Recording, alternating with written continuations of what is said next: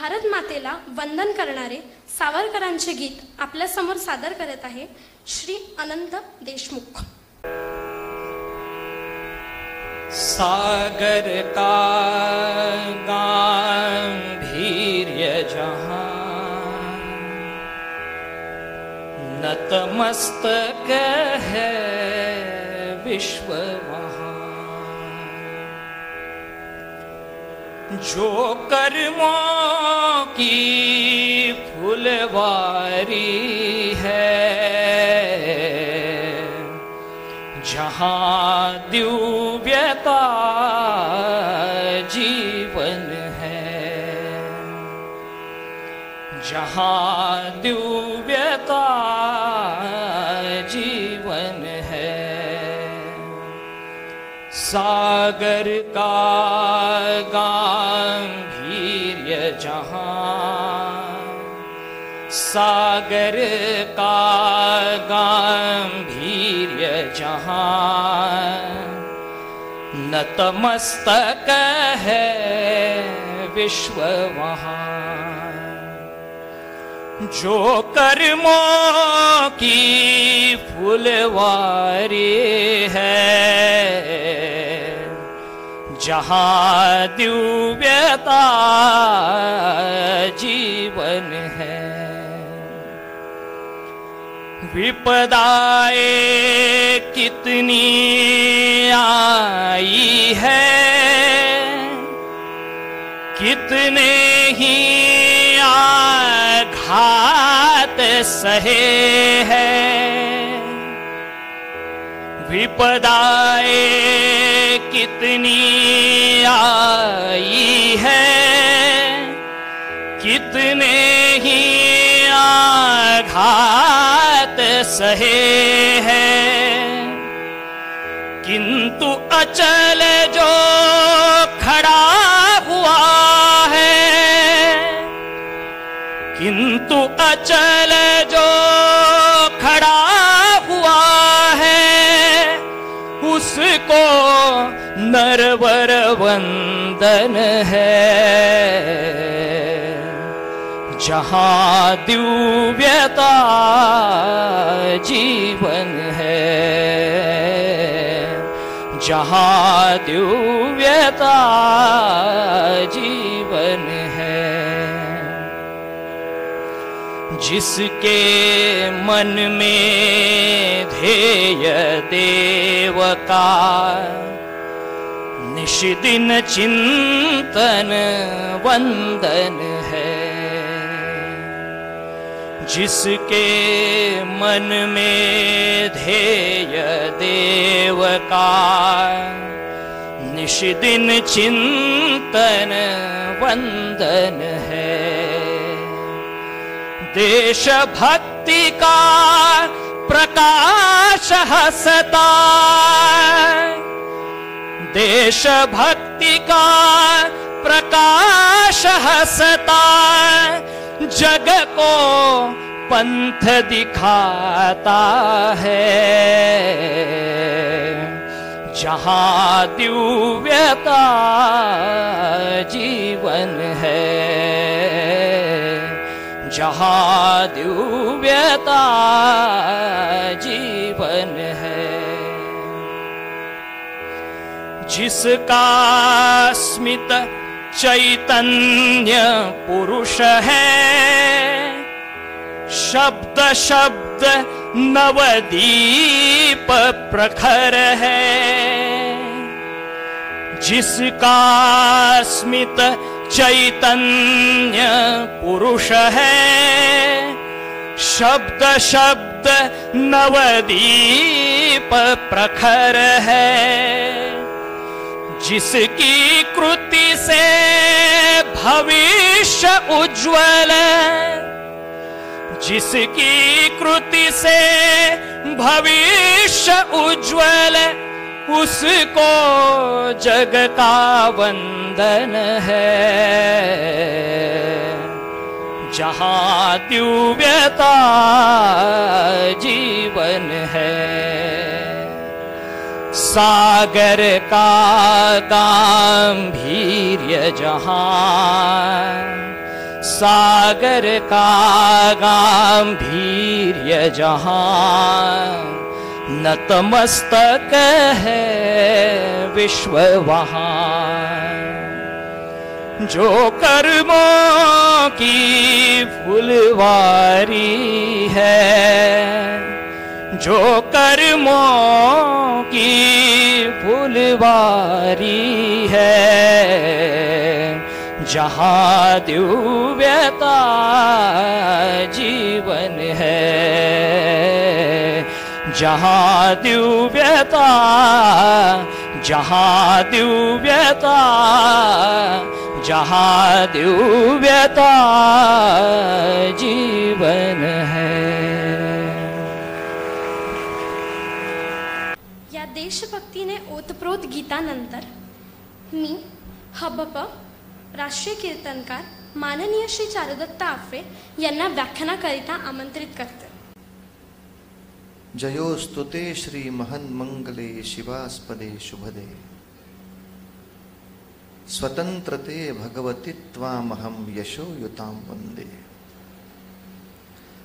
हे अधम रक्तरंजिते सुजन पूजिते, श्री स्वतंत्रते तुझ साठी मरण ते जनन, तुझ वीण जनन ते मरण, तुझ सकल चराचर शरण, श्री स्वतंत्रते। जयोस्तुते श्री महन्मंगले शिवास्पदे शुभदे, स्वतंत्रते भगवती त्वामहं यशोयुतां वंदे। सर्व सन्माननीय व्यासपीठ आणि सन्माननीय श्रोतृगण, सर्वांना मनापासून नमस्कार। माझ्या भाषणाच्या ओघामध्ये ज्यांचा सन्मान झाला त्यांच्याबद्दलची कृतज्ञता जी बोलायला हवी ती विसरून जायला नको, म्हणून मी त्यांनाही वंदन करण्याचं कार्य थोडं आधीच करतो। त्याप्रमाणे पूर्वी पुण्यामध्ये आम्ही राहायला आलो तेव्हा पुण्यामधला निवासाचा पत्ता असा होता, सदाशिव पेठ आणि भिकारदास मारुती मंदिर। त्या नावाचं आम्हाला बरंच वाईट वाटत असे की असं काय नाव विचित्र। बरं, माणसं सुद्धा सूड उगवायला उठल्यासारखी मुद्दाम पत्र लिहिताना त्यातली फोड करायची आणि पत्र लिहायची की ह भ प आफळे बुवा भिकार, आणि खाली दास मारुतीच्या शेजारी। तो भिकार दास मारुती काय त्यांनी एकत्र ठेवला नाही, त्यांची जी काही मनोकामना होती ती पत्रात ती व्यक्त करायचे। आफळे बुवा भिकार, दास मारुतीच्या शेजारी। वाईट वाटायचं आणि आम्ही वडिलांना विचारायला लागलो की हे काय नाव ठेवलंय आपल्या मारुतीला। तेव्हा वडिलांनी सांगितलं, इतकं चांगलं सार्थ नाव दुसरं कुठलंच नाहीये। का? कारण मारुतीराय रामचंद्रांचे तेव्हा दास झाले जेव्हा रामचंद्र भिकारी अवस्थेत होते। राज्य नव्हतं, पत्नीचं अपहरण झालेलं होतं, सहाय्याला आता कोणीच नाही अशी अवस्था होती, आणि अशा एका विभूतिमत्वाच्या मागे उपकार करता म्हणून नाही तर त्याचा सेवक म्हणून हनुमंत उभे राहिले। हनुमंतांना त्याची आवश्यकता होती असं नाही, वानरांच्या राज्यातले ते महामंत्री होते, प्रचंड श्रीमंत होते, प्रचंड सौख्य घरी भरून ठेवलं होतं। या रामसेवेची आयुष्य सुखात घालवण्यासाठी काही गरज नव्हती, पण तरी सुद्धा रामचंद्रांसारख्या एका अलौकिक व्यक्तिमत्वाच्या मागे मी उभं राहायला पाहिजे ही जाणीव ठेवून ते आले। बाबांचं नेहमीच एक राजकीय वक्तव्य असेच, ते म्हणले सत्तेमध्ये आल्यानंतर सगळेच एकमेकाचे दास होतात, श्रीमंती आली की सगळेच एकमेकाचं दास्यत्व घ्यायला तयार असतात. मनुष्य निवडून आला की दारासमोर पुष्पगुच्छांची रांग लागतेच, की जे सांगायला उभेच असतात, आम्ही तुमचेच, काल कुठे होते विचारू नका. पण सत्तेच्या मागे, संपत्तीच्या मागे पटकन मनुष्य जातो. पण जिथे सत्तेची खात्री नव्हती आणि संपत्ती तर दिसतही नव्हती, अशा रामप्रभूंच्या बरोबरीनं त्यांचा सेवक म्हणून हनुमंत उभे राहिले. गोविंद स्वामी आफळे माझे वडील, ते म्हणायचे, किती सार्थ नाव आहे आपल्या मारुतीचं. भिकारी अवस्थेमध्ये असणाऱ्या कोणातरी मोठ्या माणसाच्या मागे तो उभा राहिला, तो भिकारी दासच आहे. श्रीमंत माणसाचं दास होणं खूप सोपं आहे, भिकाऱ्याचं दास होणं किती अवघड आहे. गरीबाचं दास होणं किती अवघड आहे. तर आमचा मारुती भिकारा दासच आहे. त्या दिवसापासून त्या नावाचं वाईट वाटणं कमी झालं, बंद झालं. आणि आज पुन्हा एकदा त्या नावाबद्दल किंचित काही फुणफुण मनात राहिली असलीच तर तीही दूर झाली. कारण मारुतीरायांचं हनुमंत हे नाव सार्थ केलेलं व्यक्तिमत्व आज आपल्यामध्ये उपस्थित झालं.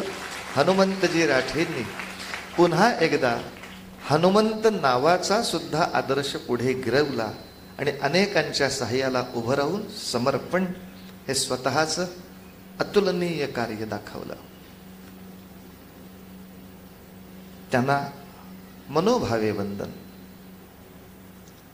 खरं आम्ही दीप प्रज्वलन करत असताना मनोहर साहेबांना सांगितलं की आपण पण करा दीप प्रज्वलन. त्यांनी नम्रतेनं, विनयाने ते मागे राहिले. पण खरंच साहेब, तुमचं कार्य एवढं मोठं आहे की पहिलं दीप प्रज्वलन तुमच्याच हस्ते व्हायला हवं होतं. कारण भास्कर नाव आणि पुंडलिक नाव दोन्ही हिंदू नावांना सार्थ करणारं कार्य त्यांचं आहे. आता महापौर साहेबांनी सांगितलेली गोष्ट सुद्धा सत्य आहे. ज्यांना किंचित अनुभव असेल त्यांना हे समजू शकतं की बुद्धीनं मंद असलेल्या माणसाला सांभाळणं किती मोठी अवघड गोष्ट. अशा अनेकांना दत्तक घेणं, त्यांना त्यांच्या पायावर उभं करणं, यासाठी आपल्या धर्मपत्नीची इतकी सुंदर साथ आपल्याला असणं. यामुळे आपण निश्चितच नागपूरचं नाव जगाच्या क्षेत्रामध्ये मोठं आपण सगळे कराल यात वाद नाही. आपल्या सर्वांनाच मनोभावे त्यासाठी वंदन आहे. आणि संवेदनाचं आणखीन काय कौतुक सांगावं की आज 4-5 वर्ष फक्त झाली जी ही मुलं एकत्र आली आहेत, जी मुलं अशा सगळ्या लोकांना शोधतायत, जे विविध क्षेत्रातले तापसी आहेत, व्रती आहेत, ऋषी आहेत, या सर्वांना समाजासमोर आणावं, त्यांचा सत्कार व्हावा. नाही तर दुर्दैवाने समाजासमोर येणारी व्यक्तित्व, ज्यांच्या मागे गर्दी केली जाते, अशी व्यक्तित्व साधारणतः चित्रपटातले नायक नायिका, आणखीन त्याच्या पुढे जाऊन कुठे मालिकांमधले खलनायक खलनायिका, ज्या योगे फारसा कुठलाही सांस्कृतिक वारसा न शिकवण्याचं व्रत घेतलेल्या मालिका जे चालवतात आणि तुमच्या आमच्या आयुष्यातला एक अमूल्य वेळ वाया घालवण्याचं पातक जे करतात, अशा पातक्यांना आज प्रचंड मोठी प्रतिष्ठा असल्या कारणामुळे त्यांच्या मागे गर्दी आहे. त्यांना गर्दीचे आदर्श म्हणून समोर ठेवलं जातं. पण अशा एका विचित्र अवस्थेमधून समाज चाललेला असताना जे मालिकांच्या मागे लागले नाहीत, टीव्हीच्या मागे लागले नाहीत, चित्रपटाच्या मागे लागले नाहीत, या खोट्या मनोरंजनाच्या मागे न लागता खऱ्या अर्थाने आपल्याला जो काही क्षण मिळालाय तो समाजाच्या सेवेमध्ये वेचावा आणि ते खऱ्या अर्थाने मनाचं रंजन नव्हे, मनाचं उद्बोधन आपल्या आयुष्याचं करावं. हे ज्यांनी हे सगळे मोह टाळून केलं अशा ऋषींचा सत्कार होणं, तो आपणहून करणं हे संवेदनाचं कौतुक आहे. या मुलांचंही मनोभावे कौतुक करतो. कारण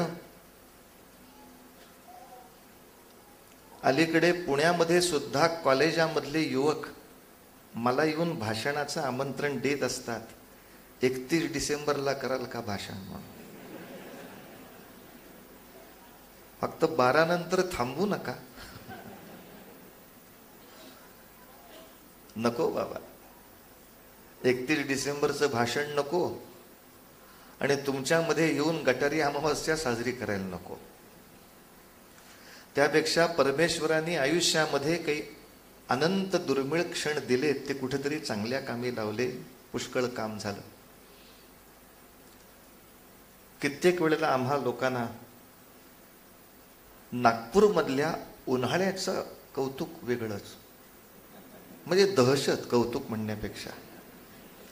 काय या उकाड्यामध्ये नागपूरला जाणार, कसं काय करणार, काय होणार, आपली प्रकृती कशी साथ देणार. पण हे सगळे आमचे कोटिक्रम वेड्यात काढावेत असं चिरतरुण व्यक्तिमत्व 90व्या वर्षी मागो वैद्य आज माझ्या समोर बसलेले आहेत. इतकी वर्ष तरुण भारतचं स्तंभलेखन केलंय आणि त्यांनी सांगितल्यावरच कळतंय वय 90 आहे. जिने चढण्यासाठी दुसऱ्याचा हात धरावा लागला नाही, कशाला तारुण्य म्हणायचं. आणि मग हे 90 वर्षाचं ऋषितुल्य व्यक्तिमत्व एक आदर्श म्हणून आमच्या समोर असताना वयाच्या 40ला आणि 50ला आम्ही म्हणायचं हा उन्हाळा सहन होईना. आपल्या मनातलं वैषम्य क्षणात दूर करणारी ही अनेक मोठी माणसं, अनंत मोठी माणसं. हबब दिगंबर बुवा नाईक या ठिकाणी आहेत, ज्यांचा मी नामोल्लेख पटकन करू नाही शकणार, मी जास्त परिचय नाही कोणाचा. असे अनेक ऋषितुल्य आपण अनेक लोक आहात. एका वेगळ्या मुद्द्यावरती आज बोलण्यासाठी मला विषय दिलाय. मी माझ्या विषयाला प्रारंभ करतो. तत्पूर्वी पुन्हा एकदा या परिवाराचं, संवेदनाच्या सगळ्या कार्यकर्त्यांचं, आज सत्कार झालेल्यांचं आणि आजवर 4-5 वर्ष ज्यांचे ज्यांचे सत्कार झाले, याही सगळ्या ऋषी लोकांचं मनपूर्वक अभिवादन करतो आणि बोलण्याला प्रारंभ करतो. शीर्षक ऐकून एखाद्या वेळी मनात गोंधळ उडाला असेल की हिंदुत्व हा शब्द हजारो वर्ष भारतात आहे, तर सावरकरांनी त्यात काय वेगळं केलं. सावरकर आणि हिंदुत्व म्हणजे या दोन वेगळ्या गोष्टी का आहेत. मी आणि माझा सदरा म्हटल्यासारखं. किंवा आजपर्यंत हिंदुत्वाबद्दल जे जे कोणी जे जे काही सांगितलं त्याला छेद देऊन सावरकर काही विचित्र का सांगणार आहेत. तर या सगळ्या गोष्टीचा आपल्या मनातला संभ्रम दूर व्हायला हवा, म्हणून सुरुवात अशीच करूया की सावरकरांनी मुद्दामच हिंदुत्व हा ग्रंथ समस्त हिंदू लोकांना वाचनासाठी उपलब्ध केला. याचं महत्तम कारण त्यांनी पहिलं चिंतनातच ते मांडलंय की कोणताही समाज एक राष्ट्र होण्यासाठी, ते एक राष्ट्र राहण्यासाठी, ते एक राष्ट्र मनानी बनण्यासाठी त्याला एका सामायिक धाग्याने बांधावं लागतं. नुसता भौगोलिक धागा त्याला पुरेसा नाही होत. परंपरेचा धागा, पुण्य ग्रंथांचा धागा, इतिहासाचा धागा, आचार विचारांचा धागा, असा एक अत्यंत चिवट असलेला दोर त्या समाजाच्या मनाला बांधावा लागतो. तेव्हा कुठे तो एक समाज, मी एक राष्ट्र आहे, हे मान्य करायला सुरुवात करतो. पण दुर्दैवाने सावरकरांच्या कालखंडापर्यंत का कुणास ठाऊक, पण एक मोठा आळशीपणा असा झाला होता की तुमच्या आमच्यामध्ये समान धागा कुठला, याचं निरूपण करायला कुठेतरी निरूपण करणारे कमी पडले. ज्यांच्यापर्यंत निरूपण पोचलं पाहिजे त्यांच्यापर्यंत पोचायला कुठेतरी कमी पडले. आणि परिणामतः सावरकरांच्याही वेळेला अनेक जाती जमाती आम्ही हिंदू नाही आणि असलो तर कसे काय म्हणून हिंदू असे प्रश्न विचारण्याच्या सुद्धा संभ्रमापर्यंत येऊन पोचली. अशा वेळेला या सगळ्यांची पुन्हा एकदा समजूत घालणं आवश्यक होतं. म्हणून सावरकरांनी हेतुपुरस्सर हिंदुत्व नावाचा ग्रंथ लिहिला, ज्यामध्ये त्यांनी हिंदू समाजाची एक सुंदर व्याख्या केली. आजपर्यंत अनेक व्याख्या झाल्या, पण सर्वसमावेशक, ज्याला शेवटची प्रेषिताची व्याख्या म्हणावी, इतकी सुंदर व्याख्या सावरकरांनी केली. आ सिंधू सिंधू पर्यंता यस्य भारत भूमिका पितृभू पुण्यभूश्चैव सवै हिंदू इति स्मृतः. सावरकरांचं पहिल्यापासून म्हणणं होतं, स्मृती ग्रंथ हे उत्तमच आहे, पण अमुक एक गोष्ट स्मृतीत आहे का नाही हे तपासायलाही हरकत नाही. पण समजा एखादी आवश्यक गोष्ट नसेल तर ती नाही म्हणून गप्प बसणं हा आपल्या विद्वत्तेचा अपमान आहे. तुम्ही नवीन स्मृती तयार करा,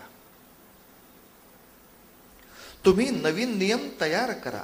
मागल्या ग्रंथामध्ये ते नव्हतं हे तुमचं म्हणणं म्हणजे तुमचं वाचन छान आहे इतकंच कळलं, पण पूर्वीचं वाचणाऱ्यांनी नवनिर्माणच करायचं नाही असं अजिबात नाही. किंबहुना त्यांनी आपल्या आर्य राष्ट्राचा जो प्रगतीचा आलेख मांडलाय त्याच्यामध्ये त्यांनी सातत्याने दाखवलंय की आपल्या सर्व ऋषी मुनींनी वेद रचना करत असताना वेद शब्दाचाच मूळ अर्थ अनेक विद्यांच्या माहितीचा प्रचंड साठा. मग काही सूक्त यांनी तयार केली आहेत, काही यांनी केली आहेत, काही मंडळ यांनी तयार केली आहेत, काही मंडळ यांनी केली आहेत. आणि असं करता करता वेद झाले. पुढची स्मृती काळ आला तेव्हा समाजासाठी आवश्यक ते नियम, काही नियम यांनी लिहून काढले, काही नियम यांनी लिहून काढले. नंतरच्या काळामध्ये अरे असा नको होता नियम, यांनी बदलला. असा सातत्याने सर्वसमावेशक असा शास्त्राचा आधार आर्य करतच राहिले. हिंदू शब्दासाठी जेव्हा सावरकरांवर अनेकांनी आक्षेप घेतला होता, हिंदू म्हणजे परकीय लोकांनी तुम्हाला दिलेला निंदावाचक शब्द, तो कशाला तुम्ही डोक्यावर घेता. त्याला समर्पक उत्तरही सावरकरांनी त्या ग्रंथात दिलंय की आम्हाला कुठल्याही परकीय माणसांनी हिंदू हा शब्द दिला नाही. आमची पहिली मूळ वसाहत सिंधूच्या तीरावर होती, तिथे ती भरभराटली. त्यामुळे सिंधू संस्कृतीचे आम्ही पुढचे पाईक असल्यामुळे प्राकृत भाषेत सचा ह होणं ही स्वाभाविक प्रक्रिया असल्या कारणाने ते सप्त सिंधूमध्ये राहणारे ते हप्त हिंदू या नावाने आमच्याच भाषेच्या नियमाने आम्ही हिंदू झालो, दुसऱ्यांच्या भाषांनी नव्हे. आणि आता हिंदू हा शब्द जर कोणी निंदावाचक केला असेल तर तो त्याच्या मानसिक मूर्खतेचा पुरावा आहे. त्याला मी काय विचार करत बसू. सावरकरांची बॅरिस्टर नावाची बुद्धी, बॅरिस्टर पदवी काढून घेतली तरी बुद्धी तिथंच होती ना. त्यामुळे तात्या म्हणजे सावरकरांचं टोपण नाव, ते युक्तिवाद मोठा छान करायचंय. नाव म्हणले अनेक शब्दकोशात, अनेक परकीयांच्या शब्दकोशात असं लिहिलंय हिंदू म्हणजे डांबीस, हिंदू म्हणजे नीच, हिंदू म्हणजे पतित. अशा वेळेला सावरकर त्यांना म्हणत, आता मी आपल्याला एक उदाहरण देतो. हो, समजा एखाद्या पुस्तकातल्या एका पानावर शीर्षक असेल हत्तीची माहिती, आणि त्याच्या खाली जर माहिती लिहिली असेल की या प्राण्याला आयाळ असते, हा मोठी गर्जना करतो, याला नख जबरदस्त असतात, हा मेघांची गर्जना झाली की त्याच्याकडे बघून डरकाळी फोडतो, अशी पुढे माहिती लिहिली आहे. आणि शीर्षक आहे हत्तीची माहिती. आपण या पानाबद्दल मला काय सांगाल? समोरचा माणूस आपोआप आपल्या कह्यात यायचा. तो म्हणायचा सरळच आहे, काय प्रिंटिंग मिस्टेक आहे. अहो तिथे हत्ती नाही आहे, मग तिथं सिंह लिहायचं असणार किंवा वाघ लिहायचं असणार, प्रिंटिंग मिस्टेक झाली आहे. मग सावरकर म्हणायचे, तुम्ही जो शब्दकोश वाचलात ती प्रिंटिंग मिस्टेक आहे, तिथं हिंदू नाही यवनाचं नाव लिहायचं होतं, ते चुकून लिहिता आलेलं नाही. बाकी डांबीसपणा हिंदूंच्याकडे तसा फारसा नाही. त्या प्रिंटिंग मिस्टेक माझ्या डोक्यावर मारू नका. तुम्हाला काय मिस्टेक करायच्या ते तुम्ही करा. मला माझा जो धर्म, मला माझी संस्कृती जी सांगते ते सावरकरांनी फार सुंदर तऱ्हेनं मांडलं. म्हणजे साध्या वेद स्मृती उपनिषद याचा सुद्धा कसा अभ्यास करावा, मुळात अभ्यास कसा करावा हेही सावरकरांकडून शिकावं.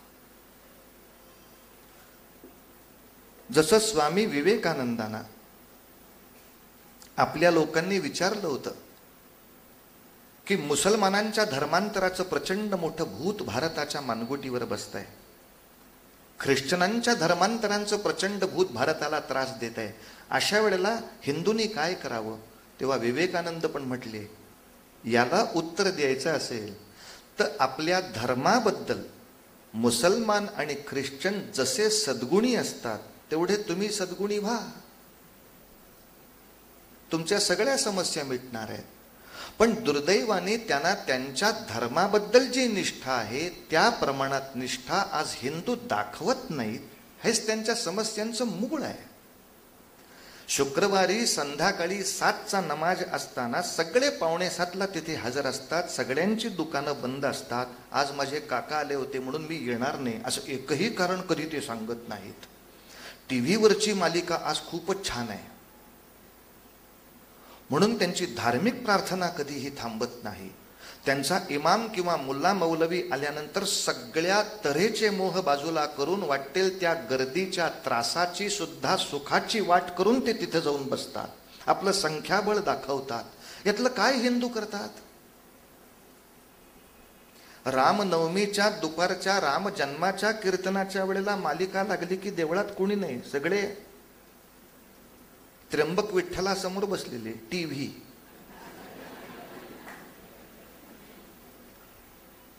आणि हे एकदा हिंदू करतात कळल्यानंतर सरकार कशाला गप्प बसायला बसलंय. मग गोकुळाष्टमीला इथे सिनेमे लावून ठेवतात. बसा घरीच गोपाळ कृष्णाला न बघता. पण नाही बुवा, माझ्या एखाद्या आचार्याचं या ठिकाणी व्याख्यान आहे म्हटल्यानंतर बाकी सगळे मोह बाजूला सारून मी एकत्र येत नाही. आणि याचं आणखीन एक मोठं कारण त्या काळामध्ये सावरकरांना सापडलं, ज्याच्याबद्दल फारशी चर्चा नेहमी होत नाही. आणि ते एक मोठं कारण आहे. आपल्या धर्माचार्यांनी अखिल हिंदूंची जी एक प्रार्थना आहे ती सगळ्यांच्या मुखातून वदवायला हवी होती, त्या बाबतीत आळस झालेला आहे. जसं मुसलमानाच्या 2 वर्षाच्या पोराला सुद्धा त्याची जी धार्मिक प्रार्थना आहे, ला इलाहा इल्लल्लाह हा जो काही रसूल त्यांनी म्हणायचा आहे, त्याला बोलायला यायला लागलं की पहिल्यांदा हे तुला बोलता आलंच पाहिजे, कारण ही सगळ्या जगातल्या आपल्या लोकांची प्रार्थना आहे, तू म्हणच. तू मेडिकलला असलास तर हे नाही म्हटलास तर चालेल असं कधीच मुसलमान नाही म्हणत. IT ला मुलगा असल्यामुळे हे करायला त्याला वेळ नाही असं ITत बसून म्हणायचं. ख्रिश्चनांची बायबलची जी प्रार्थना आहे, 3ऱ्या वर्षी पोराला बोलायला यायला लागलं, उघड पुस्तक. मी प्रादेशिक प्रार्थना नाही म्हणत आहे, सगळ्या जगातल्या मुसलमानांची एक प्रार्थना आहे, सगळ्या जगातल्या ख्रिश्चनांना एक प्रार्थना आहे. तसं सगळ्या जगातल्या हिंदूंची पण एक प्रार्थना आहे. पण दुर्दैवाने ही आपली राष्ट्रीय प्रार्थना आहे आणि ही शुद्ध एकाच पद्धतीनं प्रत्येक हिंदू मात्राला म्हणता आलीच पाहिजे. यासाठी घराघरामध्ये जाऊन जे कॉम्पेनिंग करायला लागतं त्याच्यामध्ये कुठेतरी आमचे प्रचारक कमी पडले. जसं संतांच्या काळामध्ये त्यांनी ते एक ध्येय देऊन ठेवलं होतं, गोरा कुंभार तुम्ही कुठं राहता, मी तेरढोकीला राहतो. हो, तेरढोकीची लोकसंख्या किती, 8,000. या 8,000 घरामध्ये नित्य हरिपाठ चालतो का नाही ही जबाबदारी तुम्ही घ्यायची आहे. जाऊन बघायचं प्रत्येक घरात. म्हणतोस का रे बाळा हरिपाठ? तुलसीदास, तुम्ही कुठे आहात? मी वाराणसी पाशी आहे. ठीक आहे, वाराणसीची लोकसंख्या काय? अमुक अमुक इतक्या इतक्या ठिकाणी. एवढ्या घरामध्ये किमान हनुमान चालीसा चालू आहे का नाही? कोणी बघायचं? घराघरामध्ये जाऊन मी बघीन, माणसाला भेटून विचारीन, म्हणतोस का रे? आणि नशील म्हणत तर का नाही म्हणत, ही आपली सगळ्यांसाठी प्रार्थना आहे. म्हण. त्याच्या पुढे तो नाही म्हटला तर दोष त्याचा, पण सांगेपर्यंत तरी काम माझं होतं. म्हणून आपल्याकडे प्रत्येक पूजेनंतर जी मंत्रपुष्पांजली म्हटली जाते, ही हिंदूंची राष्ट्रीय प्रार्थना आहे. म्हणून वेद काळामध्ये किंवा उपनिषद काळामध्ये आरती हा प्रकार फारसा कुठेच नव्हता. कारण आरत्या आपण ज्या आता मराठी म्हणतो या समर्थांनी आणि इतर लोकांनी रचलेल्या आहेत. दास रामाचा वाटपा हे सदना, हे रामायणात कसं म्हणणार? पण रामायणामधल्या अयोध्येमध्ये देवळं होती, पूजा होत्या, विष्णूला आरती ओवाळली जायची. म्हणजे धूप दीप या पद्धतीनं पूजाविधी महाभारतातही आहे, रामायणातही आहे, त्याच्याही आधीच्या काळात आहे. मग ते धूप दीप झाल्यानंतर सगळे काय म्हणत होते? यज्ञेन यज्ञमयजंत देवास्तानि धर्माणि प्रथमान्यासन्न. आणि त्याच्यामध्ये प्रत्येक हिंदू मात्र प्रतिज्ञा घेत होता, पृथिव्यै समुद्रपर्यंताया एक राळीती. या समुद्रापासून म्हणजे सिंधू समुद्रापासून हिंदुकुश पर्वतापर्यंतची ही सगळी भूमी एक राळ एक छत्र राहण्यासाठी अहम सभासद इति, म्हणून मी देवाच्या पायी प्रतिज्ञा घेतोय, मी याचा कायम सभासद राहीन. पण हे मंत्रपुष्प प्रत्येक हिंदूला आलं पाहिजे असा हट्ट नाही झाला ना. असं वाटलं होतं की घराघरातले आईबाप शिकवतील, पण जेव्हा लक्षात आलं की ते आईबापांनाही शुद्ध येत नाहीये, तेव्हा तर जागं व्हायला पाहिजे होतं. आता आईबाप बाजूला राहिले, जे पौरोहित्य करतात त्यातल्या अनेकांना ते शुद्ध येत नाहीये, त्यांची विरामस्थानं बदलत आहेत. आता तर जागा व्हायला पाहिजे. पण दुर्दैवाने सावरकर समोर पाहतायत की माझ्या समोर असलेला इतका विराट असलेल्या हिंदू समाजातल्या 80-85% लोकांना म्हणताच येत नाहीये. आणि ह्याच्या उलट मुसलमानांची प्रार्थना 99% नाही, 101% मुसलमानांना म्हणता येते. प्रार्थना, एक देवाची उपासना हा एक राष्ट्र उभं करण्याचा प्रचंड मोठा घटक आहे. म्हणून सावरकरांनी हेतू पुरस्सर पुण्यभू हा शब्द आपल्या व्याख्येत ठेवला. भारत ही त्याची फक्त पितृभूमी नाही. काही लोकांचा ह्याच्यावर पण आक्षेप आहे, का म्हणले मातृभूमी शब्द का नाही म्हणत आहेत ते. जेव्हा भावनेचा प्रश्न येतो तेव्हा ते मातृभूमी म्हणतात, पण जेव्हा कायद्याचा प्रश्न येतो तेव्हा ते कायदे तज्ञ आहेत. एखादी गोष्ट आपण न विचारता जर उचलली तर कोणीही माणूस पटकन हात धरतून विचारतो, का नेतोयस? का ते बापाचं आहे काय? ते बापाचं असावं लागतं. समाजामध्ये उगाचच्या उगाच शब्द प्रयोग होत नाही. मैं तेरे बाप का बंदी नाही हूं. कुठलीही म्हण वापरताना, अधिग्रहण करताना पितृभू हा शब्द वापरला जातो.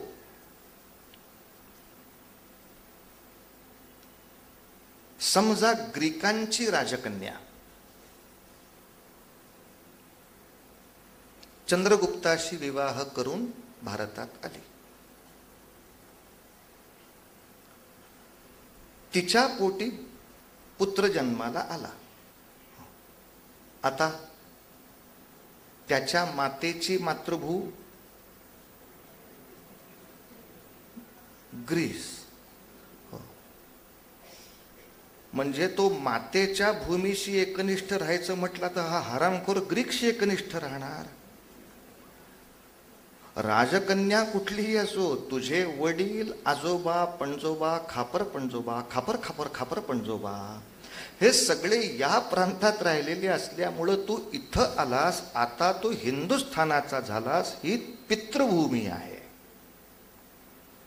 वाड वडिलांची भूमी या अर्थी हा शब्द वापरला जातो. मध्यंतरीच्या काळात लोकमान्य टिळकांनी गणिताच्या माध्यमातून उत्तर ध्रुव सिद्धांत मांडला आणि एक गोंधळ उभा राहिला की आर्य भारताबाहेरून आले, असा प्रचार प्रचंड सुरू झाला. आणि जो आस्थागायत इतिहासाच्या पुस्तकात आहे. भारताबाहेरून म्हणजे कुठून आले? आता त्या उत्तर ध्रुव सिद्धांतामुळे लोकांच्या डोक्यात होतं की यांची पहिली वसाहत उत्तर ध्रुवावर होती, जिथं वसाहत करताच येत नाही असा तो प्रांत आहे. उत्तर ध्रुवावरची थंडी आणि उष्णता आपण पाहिलीत काय? आता वेदांमध्ये काही वर्णनं उत्तर ध्रुवाच्या भूगोलासारखी येतात, पण या वाक्याचा अर्थ आमचे काही ऋषीमुनी उत्तर ध्रुवावर जाऊन सुद्धा काही काळ राहून आले असंही नाही का होत? आणि समजा उत्तर ध्रुव नावाचा प्रांत सोडूनच निघून यायचं होतं, तर मध्ये रशिया नावाचा एवढा प्रचंड मोठा देश असताना एवढी भूमी सोडून ते सिंधूकडे का आले? म्हणजे सिंधू त्यांची मूळ भूमी होती. जर उत्तर ध्रुवावर हिमवर्षाव झाला किंवा प्रचंड मोठा प्रलय झाला, कुठेही प्रलय झाला, तर मनुष्य पळून कुठे जातो? आपल्या मूळ भूमीकडे जातो. तो रशियात का नाही थांबले? मग ते रशियात नव्हता प्रलय झालेला. भारतामध्ये दंगल सुरू झाली तर भारतातला फ्रेंच माणूस कुठे पळून जाईल? भारत आणि फ्रान्सच्या मध्ये बरेच देश आहेत, तो तिथे जाईल का? नाहीच जाणार, तो फ्रान्सलाच जाणार. भारत आणि जर्मनीच्या मध्ये बरेच देश आहेत, भारतातनं निघालेला जर्मन माणूस मध्ये कुठे थांबेल का? तो जर्मनीत जाऊन आपल्या निश्वास टाकणार. मग तसं उत्तर ध्रुव सोडल्यानंतर मधले सगळे प्रांत वगळून ही माणसं सिंधूच्या तीरावर आली, म्हणजेच ती सिंधूपाशी होती आणि तिथून गेली होती, हा त्याचा पुरावा नव्हे का? पण दुर्दैवाने तर्कशास्त्र नावाचं शास्त्र वापरायचं नाही. आणि एकदा भांडण लावण्यासाठी एखाद्या लाकडाचा उपयोग आहे म्हटलं की ते लाकूड जपून ठेवायचं. आर्य भारताबाहेर आले आणि इथल्या सगळ्या लोकांचा त्यांनी अन्यायकारक युद्ध करून पराभव केला आणि ह्यांच्यावर स्वामित्व उभं केलं. मुळात सगळी जमात सिंधूच्याच तीरावर राहत होती. आर्य हे कुठल्याही जमातीचं नाव नाही. वेदांमध्ये आणि पुराणांमध्ये आर्य हा शब्द गुणवाचक आहे, वर्णवाचक किंवा जातीवाचक नाही. कारण तो वर्णवाचक असेल तर काहीही करून ते बदलत नाहीच. मग कृण्वन्तो विश्वम आर्यम ही प्रतिज्ञा घेता कशी येईल? मी सगळ्या विश्वाला आर्य करून टाकीन ही प्रतिज्ञा ज्या वेळेला त्या सगळ्या लोकसमूहाची झाली तेव्हा तो वर्णवाचक शब्द येणंच शक्य नाही. आर्य म्हणजे श्रेष्ठ होणं. सामान्य पशुतुल्य जीवन आपण जे जगतो त्याच्यापेक्षा काही श्रेष्ठ नीतिमूल्य घेऊन जगण्याचा प्रयत्न करणं. म्हणून समाजातल्या एखाद्या सन्माननीय माणसाला तो शब्द वापरला जायचा, हे आर्य यावे. आर्य म्हणजे श्रेष्ठ होणं. सामान्य पशुतुल्य जीवन आपण जे जगतो त्याच्यापेक्षा काही श्रेष्ठ नीतिमूल्य घेऊन जगण्याचा प्रयत्न करणं. म्हणून समाजातल्या एखाद्या सन्माननीय माणसाला तो शब्द वापरला जायचा, हे आर्य यावे. आणि संस्काराने कोणीही आर्य होऊ शकतो ही वेदाने प्रतिज्ञा केली. मग प्रश्न आलाच कुठे आता? आर्यांनी बाहेर न यायचा? इथल्याच लोकांनी जेव्हा यज्ञ संस्कृती शोधून काढली, अग्नी हा माणसाच्या जीवनातला सगळ्यात मोठा चमत्कार घडवणारा घटक आहे. एक भाषा आणि दुसरा अग्नी. जेव्हा भाषेचा शोध लागला तेव्हा प्रगती प्रचंड गतीनं झाली. तसा अग्नीचा शोध लागला तेव्हा गती प्रचंड प्रमाणात झाली. अनेक धातू वितळवता येऊ लागले, त्याचा उत्तम वापर करता येऊ लागला, अग्नीचा साक्षात्कार झाला. पण वेदांमध्ये किंवा उपनिषदांमध्ये यज्ञ या शब्दाचा अर्थ विटा लावून चौकोन करणे आणि कुठली तरी लाकडं जाळणे इतकाच मर्यादित नाही. तोही एक आहे, यज्ञाचं तेही एक अंग आहे. पण वेदांनी पंचयज्ञ सांगितले, त्यातला हा एक यज्ञ आहे, देवयज्ञ. पण बाकी सामान्य आचार ज्याला म्हणतात, सामान्य आचार विचार म्हणून ज्याला म्हणतात, की विद्यार्थ्यांनी गुरुची कृपा संपादन करून उत्तम विद्या शिकावी, हा गुरुयज्ञ आहे त्याचा. म्हणजे एक नीतिमूल्यात्मक उत्तम आचार विचार, की प्रत्येक माणसाने स्वतःचं खाणं सुरू करण्यापूर्वी सगळेच खाण्यासाठी भुकेलेले असतात याची कल्पना करून प्रत्येकासाठी थोडं थोडं द्यावं. याला वेदांनी म्हटलं भूतयज्ञ. भूतयज्ञ म्हणजे भूतांना बळी नव्हते द्यायचं त्याच्यात. यांची कल्पना करून मला भूक लागली, मी कमावतो, मी खातो, याला प्रकृती म्हणतात. दुसऱ्याला मिळू नये म्हणून हिसकावून मी खातो, त्याला विकृती म्हणतात. आणि सर्वांनाच भूक आहे असं लक्षात घेऊन यथाशक्ती सगळे मिळून खातो तेव्हा त्याला संस्कृती म्हणतात. या शब्दाचा एक सुंदर आलेख आर्यांनी तेव्हा उभा केला आणि प्रत्येक गृहस्थाला एक धर्म दिला. रोज जेवणापूर्वी तू काकबली दिला पाहिजेस, तू गोग्रास दिला पाहिजेस. आता शब्दाचा नीट अर्थ नाही समजून घेतला तर किती गोंधळ होतात कल्पना करा. एका विद्वानाने तर ह्याच्याही पुढे जाऊन सांगितलं की हे सगळे म्हणले मांसाहारी फार प्रचंड विचित्र होते का, प्रत्येक जेवणाच्या आधी कावळा बळी द्यायचे म्हणले, काकबली. अरे म्हणलं शहाण्या, कावळे मारून खाण्यासाठी ते नाही लिहिलेलं, कावळ्यासाठी भाताची मूद नेऊन ठेवावी ही सांस्कृतिक विशेषता आहे त्याच्यात. माझ्या जेवणाच्या वेळेला माझ्या दारावरनं एखादा चतुष्पाद प्राणी गेला, गोग्रास याचा अर्थ फक्त गायीसाठी असतो असं नाही. स्मृतिकारांनी कोणीही चतुष्पाद प्राणी माझ्या घरावरनं गेला, मी जेवत असताना त्याची भुकेली नजर माझ्यावर नाही पडता कामा. त्याच्यासाठी मी काहीतरी अन्नाचा एक कण काढून ठेवलेला पाहिजे दाराबाहेर. बाबा रे, हे खा आणि पुढे जा. आर्य होणं म्हणजे संस्कृतीनं मोठं होणं. त्यासाठी पानावर बसलं की पानाभोवती पाणी फिरवायचं, 5 शीत बाजूला काढायची. कोणासाठी? कीटकांसाठी. हे सगळे धार्मिक आचार चांगलेच होते हो. प्रश्न पडला एकच, हे का करायचं ते सांगितलंच नाही. सांगितलंय ना, परिशिंचामी. अरे सिंचामी नाही म्हणायचं, सिंचामी शब्द आहे. सिंचन करणे हा शब्द, तो शिंचा नावाची शिवी घालूनच जाता मला शिंचा म्हणतायत, शिंचामी.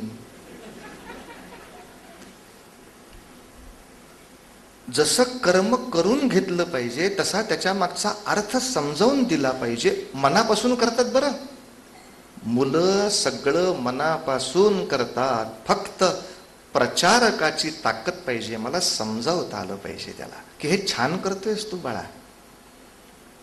म्हणून मुद्दाम मी कित्येक वेळेला शाळांमध्ये असं अभियान राबवलं होतं, अजूनही राबवतो, की तुम्हाला आपल्या संस्कृतीबद्दल अजूनही काही शंका असतील मोकळेपणाने विचारा. तुमच्या डोक्यात शंका ठेवल्या तर मला कळत नाहीत आणि ते शंका घेऊन काम करत असल्यामुळे ते मनापासून होत नाही. मुलांनी किती साध्या शंका विचाराव्यात कल्पना करा. त्याने शंका विचारली, आपले तुम्हाला रामाचा आणि कृष्णाचा विजय व्हावा असं वाटत नाही का? न वाटायला काय झालं?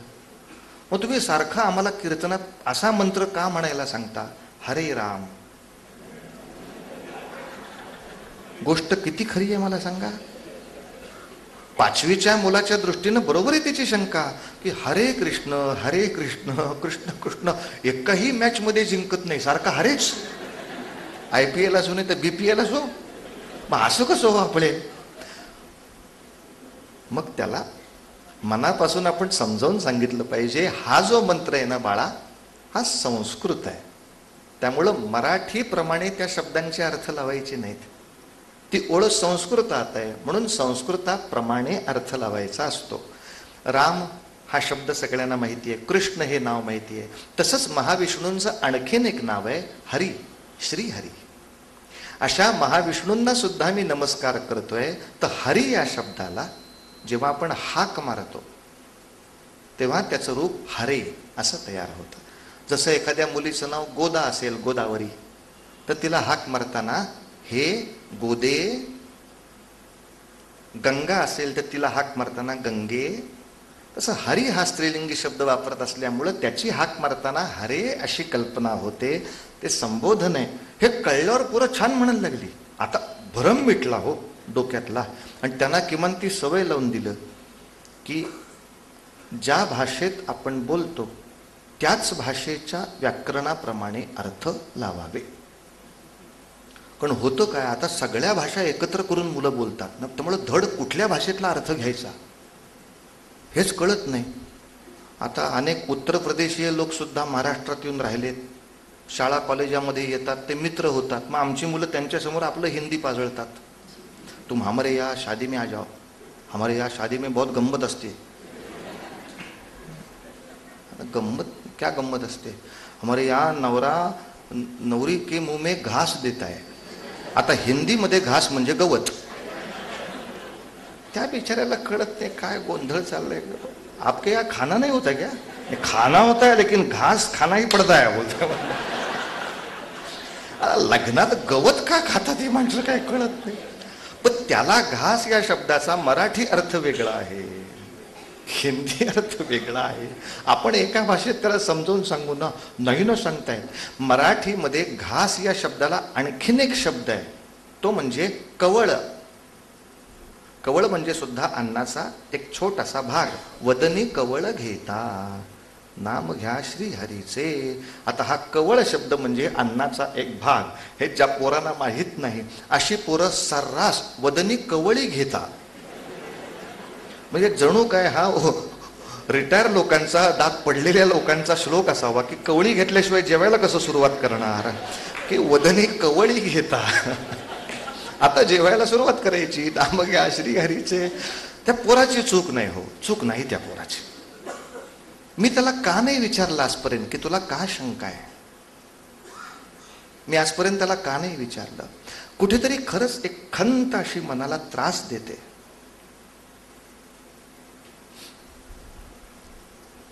की जसे मुसलमानांकडून प्रत्येक प्रांताप्रमाणे माणसं नियुक्त केली जातात. महाल भाग, इतकी घरं, एवढी घरं तू कव्हर करायची. धरमपेठ भाग, एवढी घरं तुम्ही कव्हर करायची. इथं सगळीकडे आपलं पुस्तक पोचलंय का नाही बघा. पण असं पुणे विभाग, नानापेठ यातली घरं एवढी, या प्रत्येक घरामध्ये हरिपाठ किंवा भगवद्गीता पोचले का नाही बघा. असं आपल्या आचार्य पीठाकडून कोणी अपॉइंट का नाही झालं.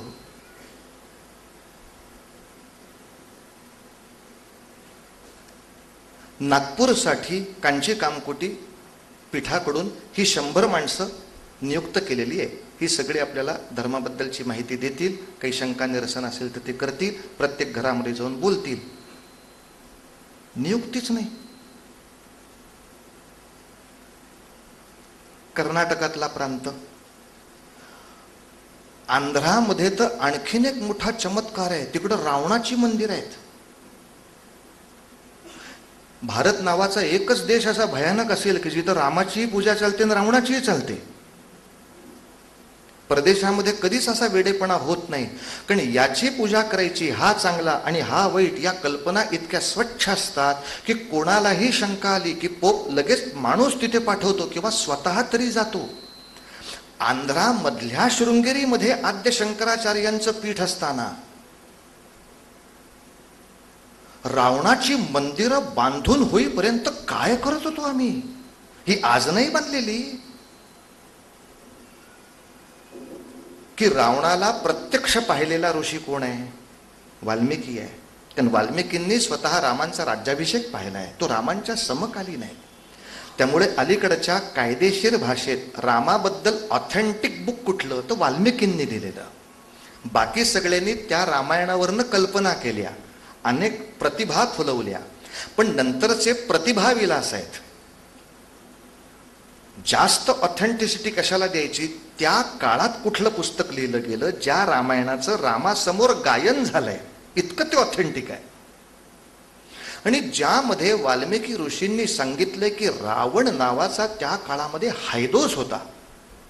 तो अनेक कुलस्त्रियांच्या शिलावर घाला घालणारा अत्यंत नीतिभ्रष्ट राजा होता. इतकंच नव्हे तर स्वतःच्या सुनेवर म्हणजे पुतण्याच्या बायकोवर बलात्कार केल्याची घटना वाल्मिकीने तिथं लिहिली आहे. आता वाल्मिकी रामायणामध्ये रावण हा अत्यंत नीतिशून्य नीतिभ्रष्ट असा असताना असा हा रावण आहे, त्याची पूजा करू नका. कारण आपल्याकडे तो शिवाची पूजा करतो का विष्णूची पूजा करतो का इंद्राची पूजा करतो हे महत्वाचं नसून तो नीतिमान आहे का नाही याच्यावर त्याचं श्रेष्ठपण अवलंबून आहे.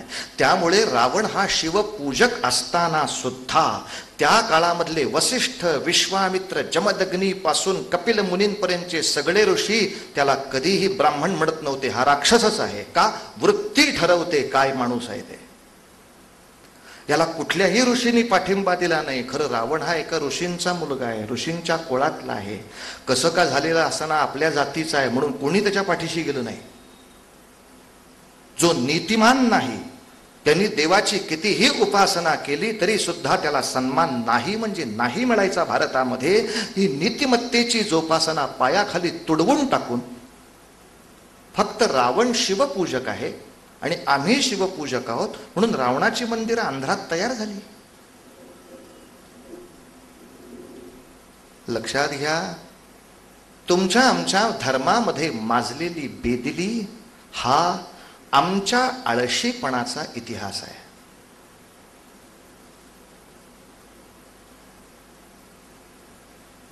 बरं, अपॉइंटमेंट इतक्या लोकांची करायला पैसे नव्हते हे मात्र कारण आता नको. पैसे होते पण ते यासाठी वापरायचे असतात अशी अक्कल नव्हती. म्हणून तर पैसे नुसतेच पडून राहिले पद्मनाभ मंदिराच्या तळघरात. पैसे नुसतेच पडून राहणार आहेत आता साईबाबांच्या डोक्यावर 2 कोटीचे मुकुट करून. पैसे तसेच पडून राहणार आहेत तिरुपतीच्या खजिन्यामध्ये.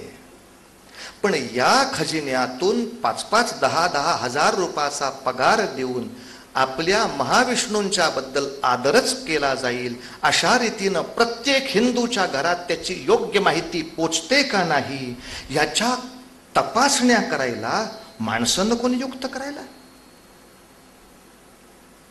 शेवटी सावरकरांचा दुःखाने वैताग हा झाला. मग म्हणले माणूस मी तर काही सारखा पाठवू शकत नाही, किमान पुस्तकाच्या रूपाने पाठवतो की अरे जुन्या काळामध्ये आपण काय प्रगत झालो वेड्यानो, काय प्रगत झालो. अगस्ती नावाच्या ऋषींनी तर विंध्य ओलांडून दक्षिणेपर्यंत जी थडक मारली आणि या थडकीमध्ये एक एक काम असं सुरू केलं. ज्या कुठल्या जाती जमाती असतील, द्रविड असतील, राक्षस असतील, दैत्य असतील, असुर असतील, किन्नर असतील, यक्ष असतील, मालव असतील, पुलव असतील, सगळे सामील करून घेतले. आपण एकत्र आहोत, आपण सप्त सिंधूचे आहोत, आपण हप्त हिंदूचे आहोत, आपण आर्य आहोत. अशा कथा तयार केल्या, त्याचं वाङ्मय तयार केलं, त्या कथांचा प्रचार केला.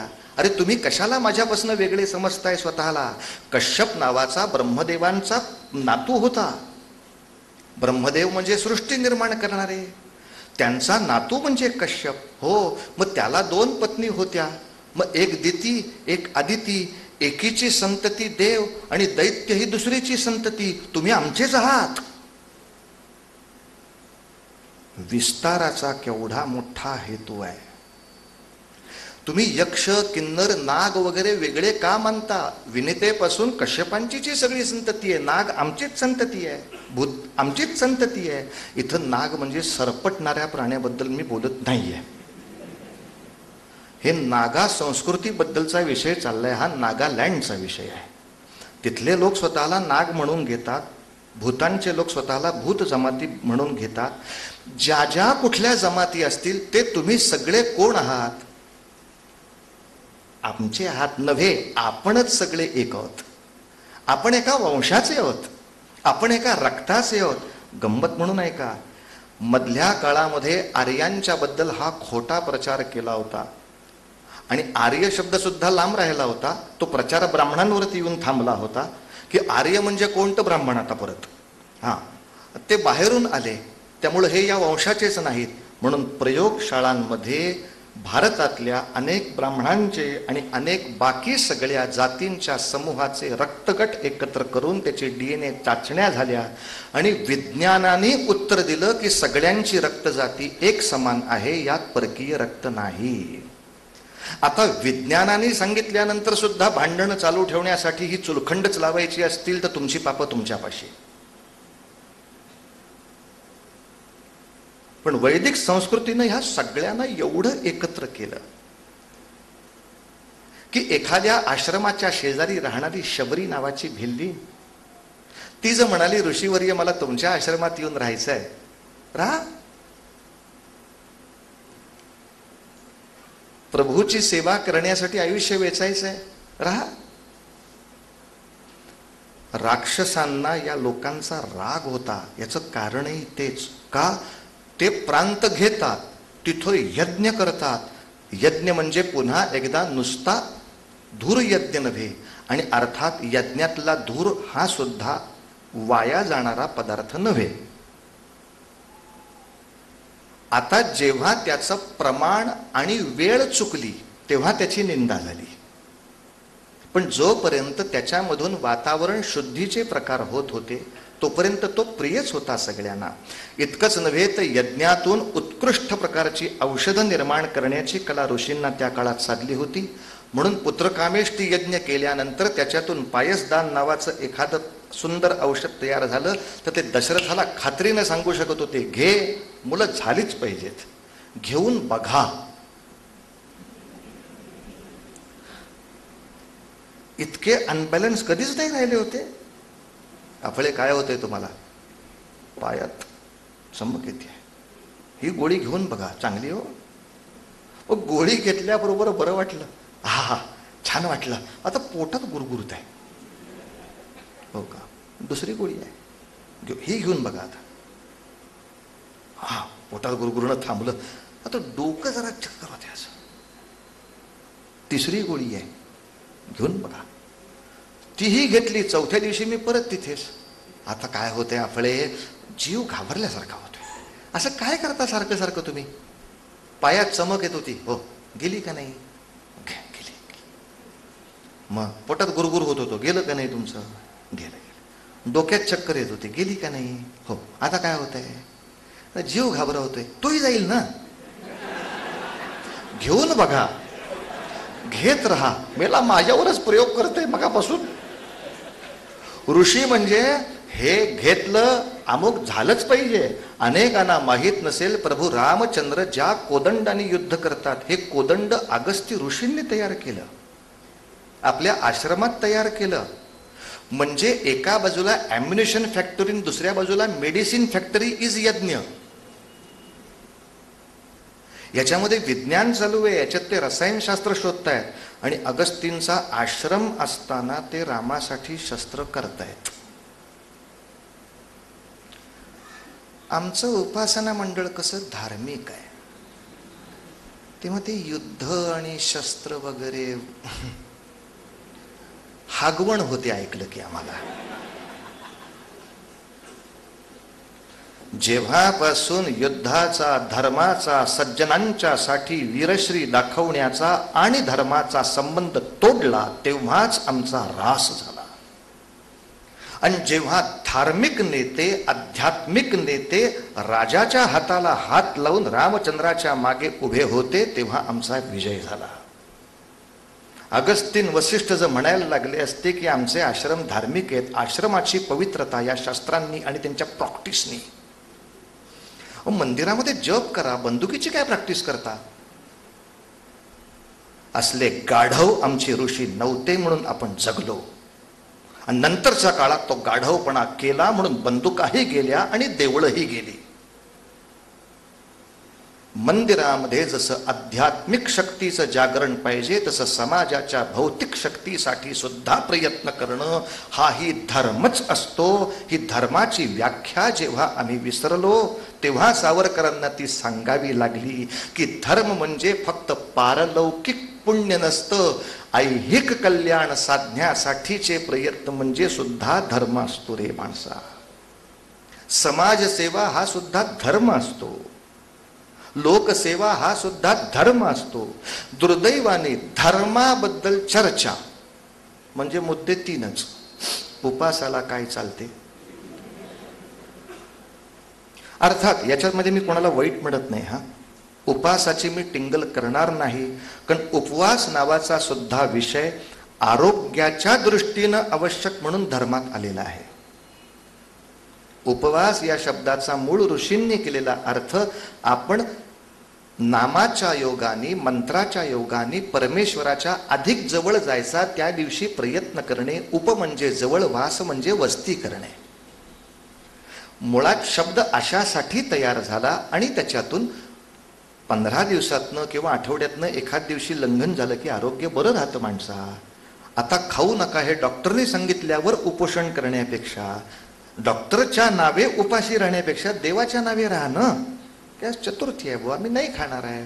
मग त्या दिवशी माझं यंत्र चालू ठेवण्यापुरतं मी काय खायचं, फलाहार असा शास्त्रामध्ये शब्द आहे की फळांचा आहार, रेडीमेड फूड जे करत बसायला वेळ जात नाही. घेतलं सफरचंद, कापलं, फोडी केल्या, खायला. आ फळे खा फळे, 1 मिनिटात काम भागलं. बरं, फ्रेश फ्रुट्स, तब्येत छान राहणार. त्याचा आपण चुकीचा अर्थ घेतला पुढे आणि मध्ये प्रकाशन पण आलं होतं उपवासाचे 108 पदार्थ. माणसं म्हणतील उपासाला 108 खातात, बाकीच्या वेळेला काय करत असतील लोक लेखाचे. कारण हा वेडेपणा करू नये, वेगवेगळे पदार्थ म्हणून म्हणावं. कारण उपवास या शब्दाची सुद्धा भारतभर व्याख्या वेगवेगळी आहे. आंध्राकडे उपवासाला इडली चालते. मग अशा वेळेला प्रश्न येतो, बरं उत्तरेमध्ये उपवासाला साबुदाणा कोणीच खात नाही.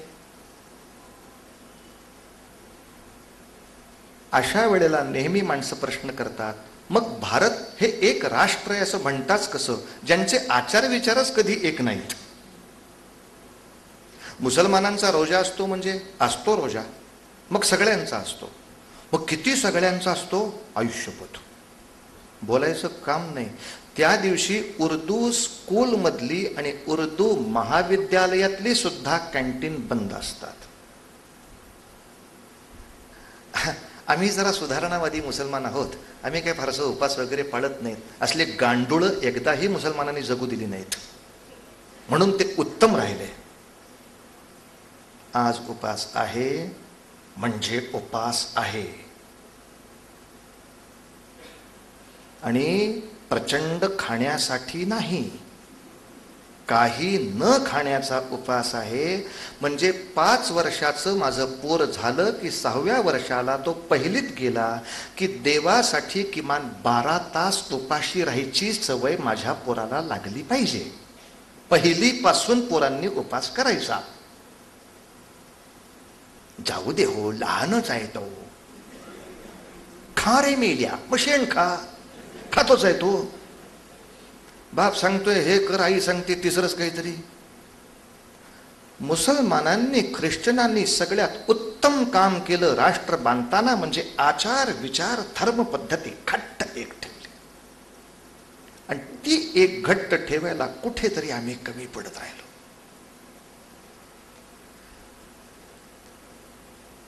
त्या मनाने राष्ट्रीय उपास बरेच छान झाले.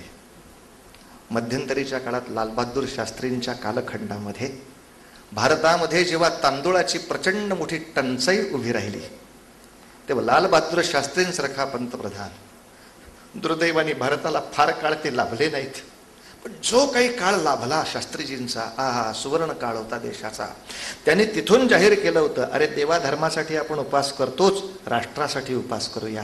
दर सोमवारी सगळ्यांनी तांदूळ खायचं सोडा, सगळ्या राष्ट्राचा शिल्लक राहिलेला तांदूळ आपला देश वाचवेल. खरंच लोकांनी सोडला होता 99% लोकांनी. आता तो तांदूळाच्या टंचाईचा विषय गेल्यावर सुद्धा बरेच लोक लालबहादूरांची आठवण काढून तो उपास करत होते.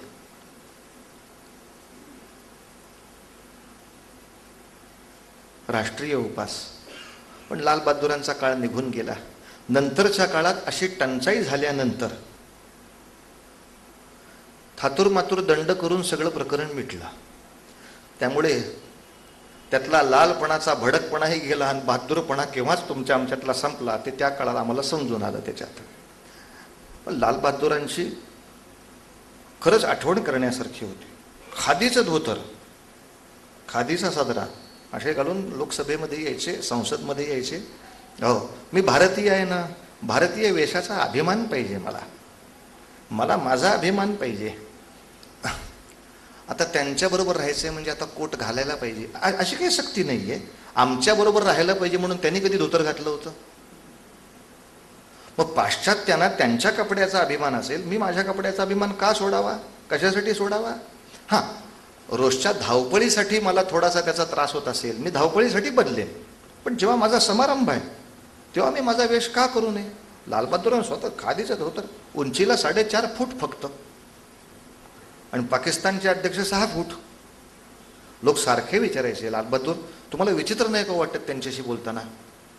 काय वाटायचं विचित्र? तुम्ही एवढे बुटके येते, एवढे उंच, आपल्या शारीरिक वैगुण्याचा आयुष्यात कधी विचार करायचा नाही, राष्ट्राचा विचार करायचा. स्वतःच्या वैगुण्याला लपवून त्यांनी भारताचं नाव मोठं केलं. आणि शास्त्रींनी पत्रकारांना उत्तर दिलं, वाईट कशाला वाटलं पाहिजे? अरे मला त्यांच्याशी बोलायचं असेल तर मान वर करून बोलतो मी, आणि माझ्याशी बोलायचं असेल तर त्याला मान खाली घालावी लागते. काय साधा माणूस आहे काय? बहादूर शास्त्री आहे तो. राष्ट्रीय उपास त्या काळात त्याने दिले. पण उपासाची व्याप्ती फळं खाणं अशी जर खरंच आपल्या वेदांची आणि उपनिषदांची असेल तर या परिवर्तनाची सुरुवात कोणापासून करूया? आपल्यापासून झाली पाहिजे. सावरकर नेहमी आग्रह तोच करायचे, सगळ्या अपेक्षा दुसऱ्याकडनं का हो करता? तुम्ही सांगा ना की आज माझा उपास आहे, मी सफरचंदा चक्कूशिवाय दुसरं काही खाणार नाहीये, किंवा काही नाही खायला दिलं तर अधिक उत्तम. मीच म्हणायला सुरुवात केल्याशिवाय नाही बुवा, वैदिक पद्धतीनं सांगितलेले उपास करणारी लाख माणसं ही आहेत असं बोट दाखवून कोणाला दाखवता येईल? असं मी कोणाकडे दाखवायचं? उपास चांगल्यासाठी झाला होता, पण देशावरती संकट आलेलं असताना त्याच्याबद्दल चर्चा काहीही न करता देवळामध्ये चर्चासत्र.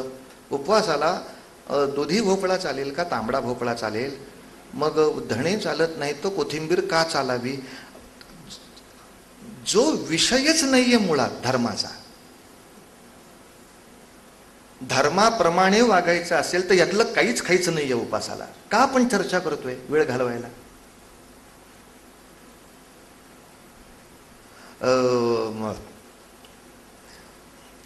जप करण्यासाठी मांडी घालून बसावे का? वाजल्यामुळे पारलौकिक पुण्य मिळतं.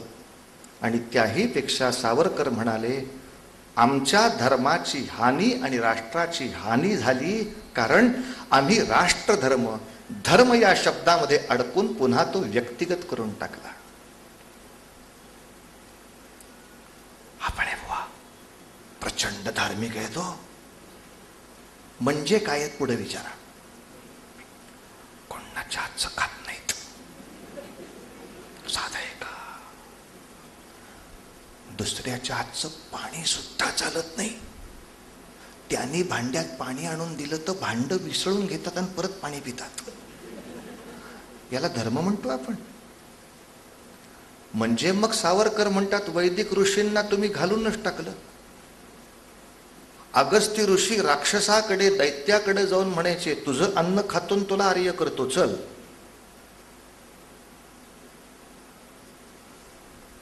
वातापी आणि एलवल नावाच्या राक्षसांना आपल्या पोटामध्ये अगस्त्यांनी पचवून टाकलं आणि यज्ञ संस्कृतीचा पाया तिथं रोवून दाखवला.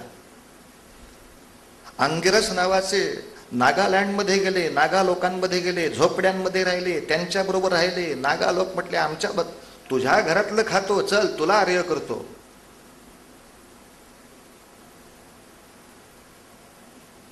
म्हणजे मी सगळ्यांचं ग्रहण करून या सगळ्यांना मोठं करीन. हा राष्ट्रधर्म बाजूला राहिला आणि मी इतरांशी संबंध ठेवत नाही म्हणजे मी धार्मिक आहे. हा जेव्हा व्यक्तिधर्म बोकाळला तेव्हापासून सावरकर म्हणतात भारताची हानी तिथे झाली. ज्या क्षणी अगस्ती म्हणायचे दैत्यानो तुम्ही माझ्याच बरोबरीचे आहात, आणि त्यांनी इतकं मोठं काम केलं होतं की नंतर राक्षसांनी सुद्धा संस्कृत भाषा स्वीकारली, त्यांनी सुद्धा वैदिक मंत्र स्वीकारले. रावण स्वतः वेदतज्ञ झाला. आसेतु हिमाचल सगळी एक भाषा स्वीकारली गेली. राष्ट्रीय एकात्मतेला संस्कृत भाषेला मान दिलाच पाहिजे. जुन्या कालखंडापासून ते जवळजवळ आत्ताच्याही कालखंडापर्यंत भारताची प्रचंड एकात्मता संस्कृत भाषेनं राखून ठेवली आहे. म्हणून तर इंग्रजांनी हेतुपुरस्सर पहिलं काम हेही केलं की संस्कृताचा प्रेमाचा धागा तोडा, भारत लवकर तोडता येईल. का त्यांना दिसलं होतं की भारतामध्ये एक हिंदी सुद्धा सगळ्या प्रांतात एकसारखी नाही बोलली जात. किंबहुना हिंदी राष्ट्रभाषा म्हणायची का नाही याच्यावरही वादंग आहेत. पण असं संस्कृत बद्दल नाही होत आहे. असं संस्कृत बद्दल नाही होत आहे. बद्री केदार हिमालयामध्ये सुद्धा भगवान शंकरांच्या पूजेसाठी जो रुद्र म्हटला जातो तसाच्या तसा रुद्र उज्जैनच्या महाकाळेश्वराला, तसाच्या तसा रुद्र महाराष्ट्रातल्या भीमाशंकराला, तसाच्या तसा रुद्र रामेश्वराच्या टोकाला. विष्णू सहस्रनाम जे म्हटलं जाईल ते द्वारकेच्या टोकाला तेच आणि जगन्नाथपुरीच्या टोकाला तेच. हिंदूंची 4 धाम यात्रा हे त्यांचं जे ध्येय दिसलं, याच्यातच भारताच्या सीमा त्यांनी पकडून ठेवल्या होत्या. बद्री केदारला जायचं, जगन्नाथपुरीला जायचं, रामेश्वरला जायचं, द्वारकेला जायचं, म्हणजे 4 धाम झाले. भारताला संपूर्ण सन्मान दिला म्हणजे 4 धाम झाले. फक्त उत्तरेत फिरलो, दक्षिणेत फिरलो, 4 धाम नाही. मी पूजेला बसू, कुठेही बस, महाराष्ट्रामध्ये पूजा कर, आंध्रामध्ये कर, तमिळनाडूमध्ये कर, कन्याकुमारीला कर, नाही तर हिमालयात कर, बिहारमध्ये कर. समोर आचमन केलंस की देवाला सांग स्नान करताना या कलशामध्ये कोण आहेत? गंगा, सिंध, सरस्वती च यमुना, गोदावरी, नर्मदा, सगळ्या 7 नद्यांना वंदन करणं. कावेरी पासून ते वरच्या सगळ्यांना वंदन करून जलेस्मिन सन्निधिं कुरु असं म्हण आणि या सगळ्या जलाने देवाला स्नान घाल. ऋषींनी सातत्याने सगळ्यांना एक बांधायचा प्रयत्न केला. या 7 नद्या आपल्या आहेत बरं, आणि या सगळ्या नद्यांचं पाणी आपलंच आहे बरं. हो, नाही तर युपीच्या लोकांनी म्हणायचं गंगेच्या पाण्यात वाहून गेलो तरी चालेल पण महाराष्ट्राला थेंब नाही मिळू देणार, मराले को दुष्काळात. मग इकडच्या धरणवाल्या लोकांनी म्हणायचं पंढरपूरला आषाढी एकादशी आली म्हणजे आपल्याला पर्वणीच आली पाणी अडवायची, नाहीच देत पाणी. खरं म्हणाल तर भारताकडे एवढं पाणी आहे की हे भांडण करणारे सगळे मुडदे या पाण्यात वाहून जातील. पण दुर्दैवाने प्रश्न सोडवायचा नाही आणि तो चालू ठेवायचा, ही जी खोड अंगाला लागली त्याच्यातून हा त्रास सुरू झाला. मध्ये गंगा कावेरी प्रकल्प केवढा सुंदर काढला होता की तिकडचं फक्त अतिरिक्त असलेलं पाणी आपण इकडं वळवूया. जसं भगवान शंकरांनी तिकडं गंगा निर्माण केली आणि उरलेलं पाणी महाराष्ट्राला देऊन दक्षिण गंगा गोदावरी तयार केली. हे जे ॲग्रिकल्चरल वर्क आहे भगवान शंकरांचं की पाणी एकाच ठिकाणी जास्त ठेवून उपयोगाचं नाही. आता हेच न कळल्यामुळे आमची कार्टी विद्वानच असतात. शंकरांच्या डोक्यातनं कसं पाणी येतं? म्हटलं कोणा गाढवाने तुला सांगितलं की ते डोक्यातनं पाणी येतं? ते डोक्यावर घेतलेलं पाणी आहे. आता हे माहीत नसलं तर त्याला उगाच शंका वाटते, मणक्यात पाईपलाईन टाकली का बघतो तो. त्याची चूक नाही, मी समजावून नाही सांगितलं त्याला हे की भगवान शंकर हे त्या काळातले सगळ्यात मोठे शेतकी विद्येचं प्रगल्भ रूप करणारे होते की एवढा प्रचंड पाण्याचा प्रपात थांबवायचा, आपल्या डोक्याने थांबवायचा आणि तो मिनिमाइज करून पुढच्या लोकांपर्यंत पोचवायचा. केवढं प्रचंड मोठं कार्य आपल्या सगळ्या दैवतांनी केलं वेड्या. सावरकरांचा पुण्यभू या शब्दातला हा अर्थ होता की राष्ट्रातल्या सगळ्या लोकांना एकाच गोष्टीबद्दल, एकाच म्हणजे किमान समान गोष्टींबद्दल प्रेम राहिलं पाहिजे, आदर राहिला पाहिजे. एकाच ठिकाणी रामाचाही आदर आहे, रावणाचाही आदर आहे, पांडवांचाही आदर आहे आणि कौरवांचाही आदर आहे, कृष्णाचाही आदर आहे आणि कंसाचाही आदर आहे. कुठल्या कंसात जाऊया आपण?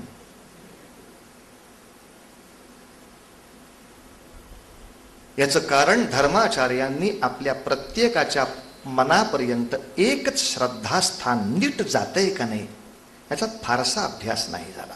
एक. आणि दुसरं, सावरकरांचं एक वाक्य फार विचित्र वाटेल आपल्याला, पण सावरकरांनी फार उघडपणे ते सांगितलंय. माझ्या भारताचा नाश मी माझं मूळ वेदांमधलं हिंदुत्व विसरल्यामुळे झाला. का?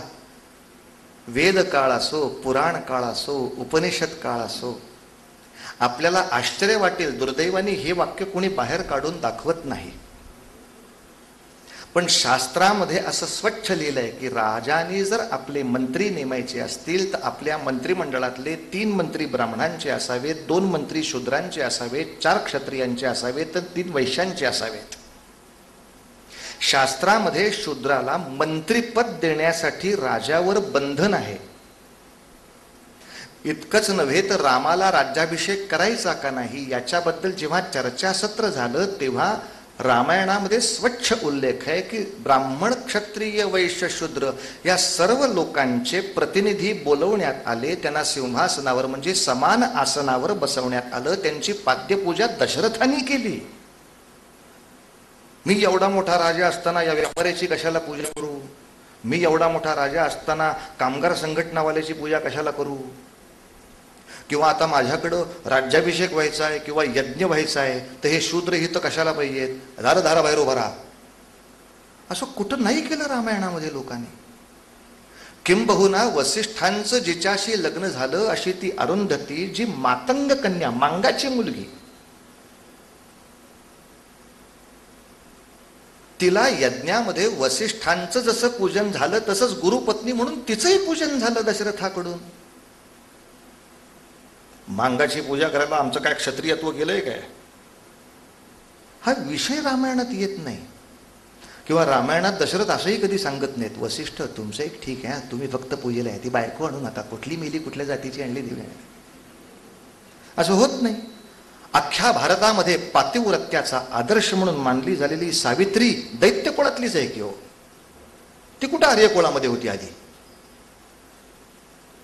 पण सगळी सावित्री दैत्यांची असली तरी ती चांगली वागली, ती आपली आहे हे म्हणायचं जेव्हा सुटतं, त्यांचा आमचा काही संबंध नाही, हा धर्म, आणि ते आमच्यापेक्षा कमी दर्जाचे आहेत,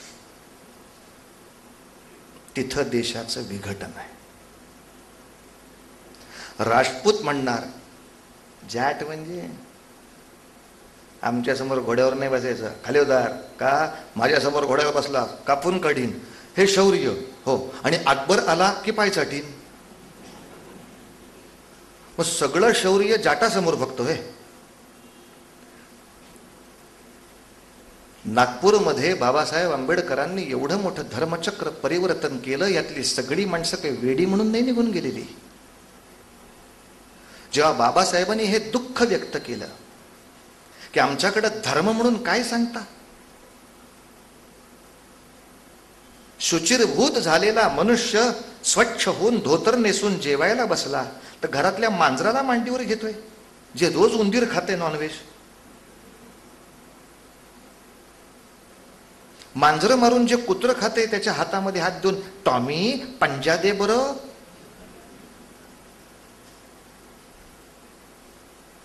कुत्र्याचा हात चालतो,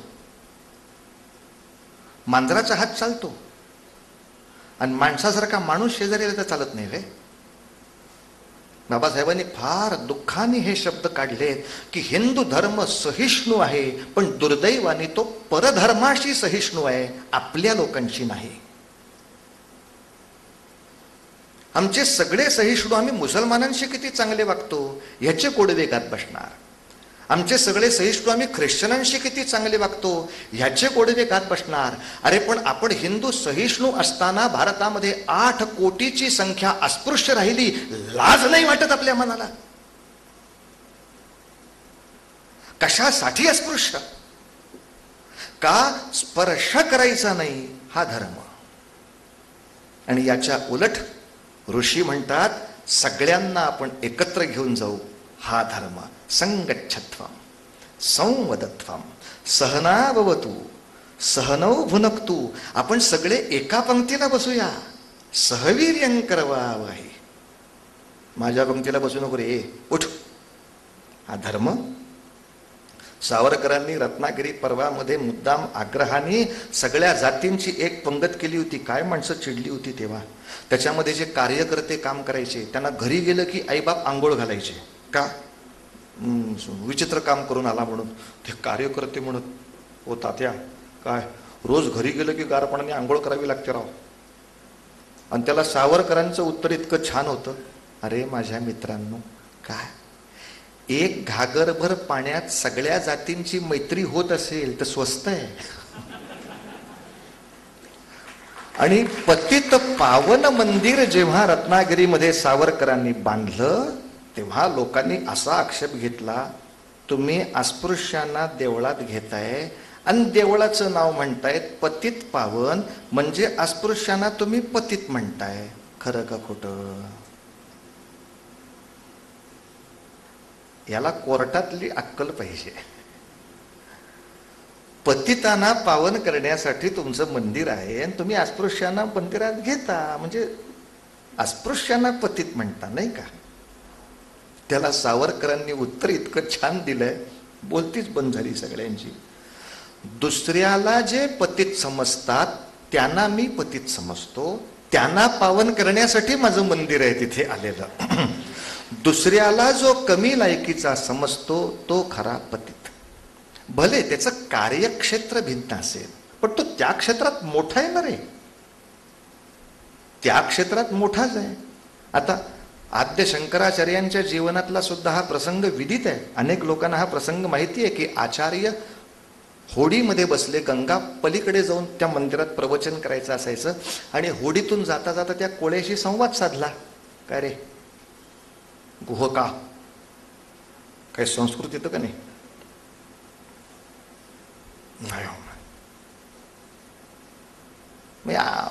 पाव आयुष्य वाया गेलं रे, संस्कृतच येत नाही तुला.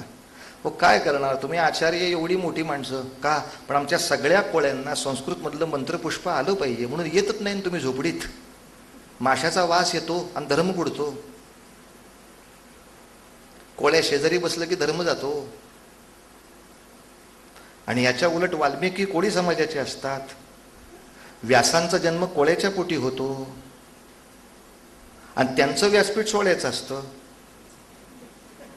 काय विनोद आहे तोच कळत नाही. तुमचा म्हणजे काय? एकदा म्हणताय सगळ्यामध्ये एकच भगवंत भरलाय आणि भगवंत ज्याच्यात भरलाय तो शेजारी चालत नाही. पण जर शेजारी घेतलं तर काय होऊ शकतं आपल्याला कल्पना नाही काय होऊ शकतं. आज सर्व समावेशकत्व वाढवल्यानंतर आपल्याला कल्पना असेल किंवा नसेल, एक बातमी सांगतो. भारतामध्ये कित्येक राष्ट्रीय मुसलमान नावाचे गट आहेत. उज्जैनला आहे, इंदूरला आहे. जेव्हा वंदे मातरम म्हणणं इस्लामच्या विरुद्ध आहे असं मुसलमानांच्या काही लोकांनी फतवे काढले, तेव्हा या राष्ट्रीय मुसलमानांनी त्यांचे फतवे काढले की वंदे मातरम म्हटलं पाहिजे, ते देशगीत आहेत. मशिदींसमोर उभं राहून त्यांनी वंदे मातरम म्हटलंय मुसलमानांनी. लक्षात घ्या, या घटना आहेत. दुर्दैवाने ह्याला पाहिजे ती प्रसिद्धी मिळत नाही. नुसत्या मशिदींसमोर नाही, हे मुसलमान श्रीनगरला जाऊन वंदे मातरम गाऊन आले. या मुसलमानांचे सत्कार झालेत इंदोरमध्ये त्यासाठी की आम्ही राष्ट्रीय प्रवाहाशी प्रेमाने जो एकवटतो आहे असे राष्ट्रीय मुसलमान शिवाजीराजांनी सुद्धा त्या काळामध्ये प्रचंड जमा केले होते. नूर बेग त्यांच्या पायदळाचा प्रमुख होता. काजी हैदर हा न्यायसंस्थेवरती होता. तरी सुद्धा जेव्हा तिरुवन्नमलईपुरम नावाच्या गावात शिवाजीराजांना कळलं की इथे मंदिर पडून मशीद झाली आहे, तेव्हा त्यांनी तिथल्या सगळ्या मुसलमानांना सांगितलं, मशिदीला माझा कधीच विरोध नाही, पण दुसऱ्याच्या नाकावर टिचून मी मशीद बांधली हा आगाऊपणा करायचा असेल तर तो न्यायाच्या दृष्टीनं मला मान्य नाही, धर्माच्या दृष्टीनं मी नाही म्हणत आहे. प्रत्येकाला स्वाभिमानाने जगायचा हक्क देशात आहे, दुसऱ्याच्या डोक्यावर नाही नाचायचं. अशा वेळेला शिवाजीराजांनी सरकारी आज्ञाकडून दोन्ही मशिदी खाली उतरवल्या. तिथं पुन्हा शंकरांच्या देवळाची प्रतिष्ठापना केली. इतकं केल्यानंतर शिवाजीराजांच्या सैन्यातले जे 10% मुसलमान होते ते कोणीही त्यांना सोडून गेले नाहीत. त्यांनी दंगल केली नाही, आमच्या भावना दुखल्या म्हणून त्रास दिला नाही. मशीद पडली तरी मुसलमानांची भावना दुखली नाही. कल्पना करा, प्रबोधन काय करू शकतं माणसाचं, प्रबोधन काय करू शकतं.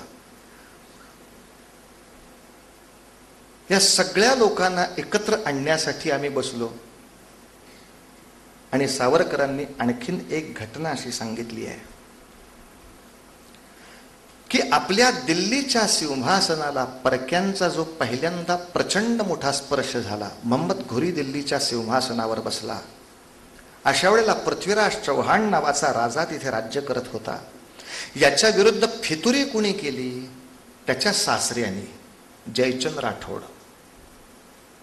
सावरकर म्हणतायत जयचंद राठोडनी पृथ्वीराजाविरुद्ध का फितुरी करावी? तर आता त्यांच्या धर्माच्या दृष्टीनं डोक्यात असं की पृथ्वीराज असला राजपूत तरी आमच्या योग्यतेचा नव्हे, तो कसा राज्यावर राहतो, घोरी चालेल, पण पृथ्वीराज हा आमच्या योग्यतेचा राजपूत नाही, त्याला खाली काढा. त्यासाठी मी परक्याच्या हाताला हात लावायला तयार आहे. सावरकर म्हणतात आमच्याकडे असा जयचंद परक्याच्या हाताला हात लावून मूर्खपणा करतो, त्याला धर्मातून बहिष्कृत केला असा एकही फतवा आमचा धर्माचार्य काढत नाहीत. आणि याच्या उलट शिवरात्रीचं व्रत मोडलं तर बहिष्काराचं तंत्र काढतायत. या शिवरात्र आणि एकादशीच्या तंत्रापेक्षा या देशाशी जो बेईमान होईल तो धर्मातनं बाहेर काढला जाईल. इतका जर धर्माचा आणि भूमीचा संबंध एकवटला असता, माझ्यापेक्षा तो कमी योग्यतेचा आहे म्हणून मी फितुरी करायला तयार होतो आणि परक्याला बोलवायला तयार होतो. ती कथा अर्धवट राहिली तेवढी पूर्ण करतो. शंकराचार्य म्हणतात कोळ्या तुला संस्कृत येत नाही, हातल्या कायच्या पाव आयुष्य वाया गेलं. म्हणलं इतिहास भूगोल तरी येतो का? मला नाही हो, काय शिकवलोच नाही. भूगोल म्हणजे आता चंद्रावरनं तिथी ओळखतो तेवढंच, निम्मा आयुष्य वाया गेला. मग कला संस्कृती वगैरे काही तुला जमते का? हो, कोळी नृत्य करतो म्हणलं मी पौर्णिमेला, पण त्याच्यापेक्षा काय फारसं माहिती नाही. पाऊण आयुष्य वाया गेलं. असं सगळं गणित चाललं असताना शेवटी कोळी म्हटला आचार्य काय तुम्हाला पोहता येतं का? नाही. मग सगळं आयुष्य आपलं वाया गेलं. आता नदीच्या मध्यवर आपण येऊन उभं राहिलो. शेवटी व्यवहारामध्ये तोच मोठा होता. मला संस्कृत येते, मला संगीत येते म्हणजे न येणारा कोळी खालचा आहे हे जेव्हा डोक्यात आलं तिथं अधःपात आला. तो खालचा कसा? तो नाही तर गंगेच्या पलीकडे जाऊ कसा? तुमचं सगळं आयुष्य वाया गेलं. म्हणजे मला सुद्धा काही लोकांनी हे सांगितलं होतं. NSSच्या कॅम्पसाठी आम्ही गावात जायचो, तेव्हा तिथला शेतकरी सांगायचा, आपले तुम्ही काय संगीतामध्ये पदवी घेतली वाटतं? मी MA केलं. म्हणजे हो का? संस्कृतमध्ये? हो, मी विद्या शिकलो आहे. वा. कम्प्युटर येतो? उत्तम. हो. आता इतकं सगळं तुम्हाला येतं म्हटल्यावर बैलगाडी चालवायला काय अवघड आहे? आमची आहे बैलगाडी, चालवा की. मी बिचारा त्या बैलगाडीवर चालून त्या बैलावर सगळे प्रयोग करून बघितले की त्यांनी चालावं. त्याला 2 चाबूक मारल्यावर तो बैल असा दीनवाणा नजरेनं उलटा माझ्याकडे बघायचा. त्याच्या नजरेतच प्रश्न होता, बैल कोण आहे? आपले तुला बैलाबद्दल काही माहिती आहे का? माझ्या मालकाने सांगितल्याशिवाय बैल जागचा हालत नाही. मुकी बिचारी कुणी हाका अशी मेंढरे मेंढर नसतात. त्यांच्या मालकाने हुर्र म्हटल्याशिवाय मेंढरू जात नाही. तुम्ही उचलून आणा ते त्याच्याकडे मालकाकडे परत जातं. म्हणजे दुसऱ्यांनी हाकललं तर आपण ऐकायचं नाही. आपल्या माणसांनी सांगितल्याशिवाय त्याचं ऐकायचं नाही. हे मेंढराला कळतं, बैलाला कळतं, हिंदूंना कळेल. तो सुदीन समजायची वेळ आहे. पृथ्वीराजापासून आमच्या सगळ्या अधपातामध्ये एक आम्ही धर्माचार्य निवृत्तीवादाबद्दल फार बोलत राहिलो, प्रवृत्तीवाद फारसा शिकवला नाही. आणि हा समाज त्याच्या योगक्षेमाची व्यवस्था मी लावीन आणि त्याला सद्धर्मामध्ये ठेवीन या कुठेतरी प्रयत्नात तुम्ही आम्ही कमी पडलो. त्याचा परिणाम माणसं दुसरीकडे जायला लागली, नव्हे कट्टर व्हायला लागली. शूद्रांनी सगळ्या वरच्या लोकांची फक्त सेवाच करायची असं आम्ही म्हणायला लागलो. आणि जुन्या काळातला शूद्राला मंत्री होता येतं हा धर्म बाजूला पडला.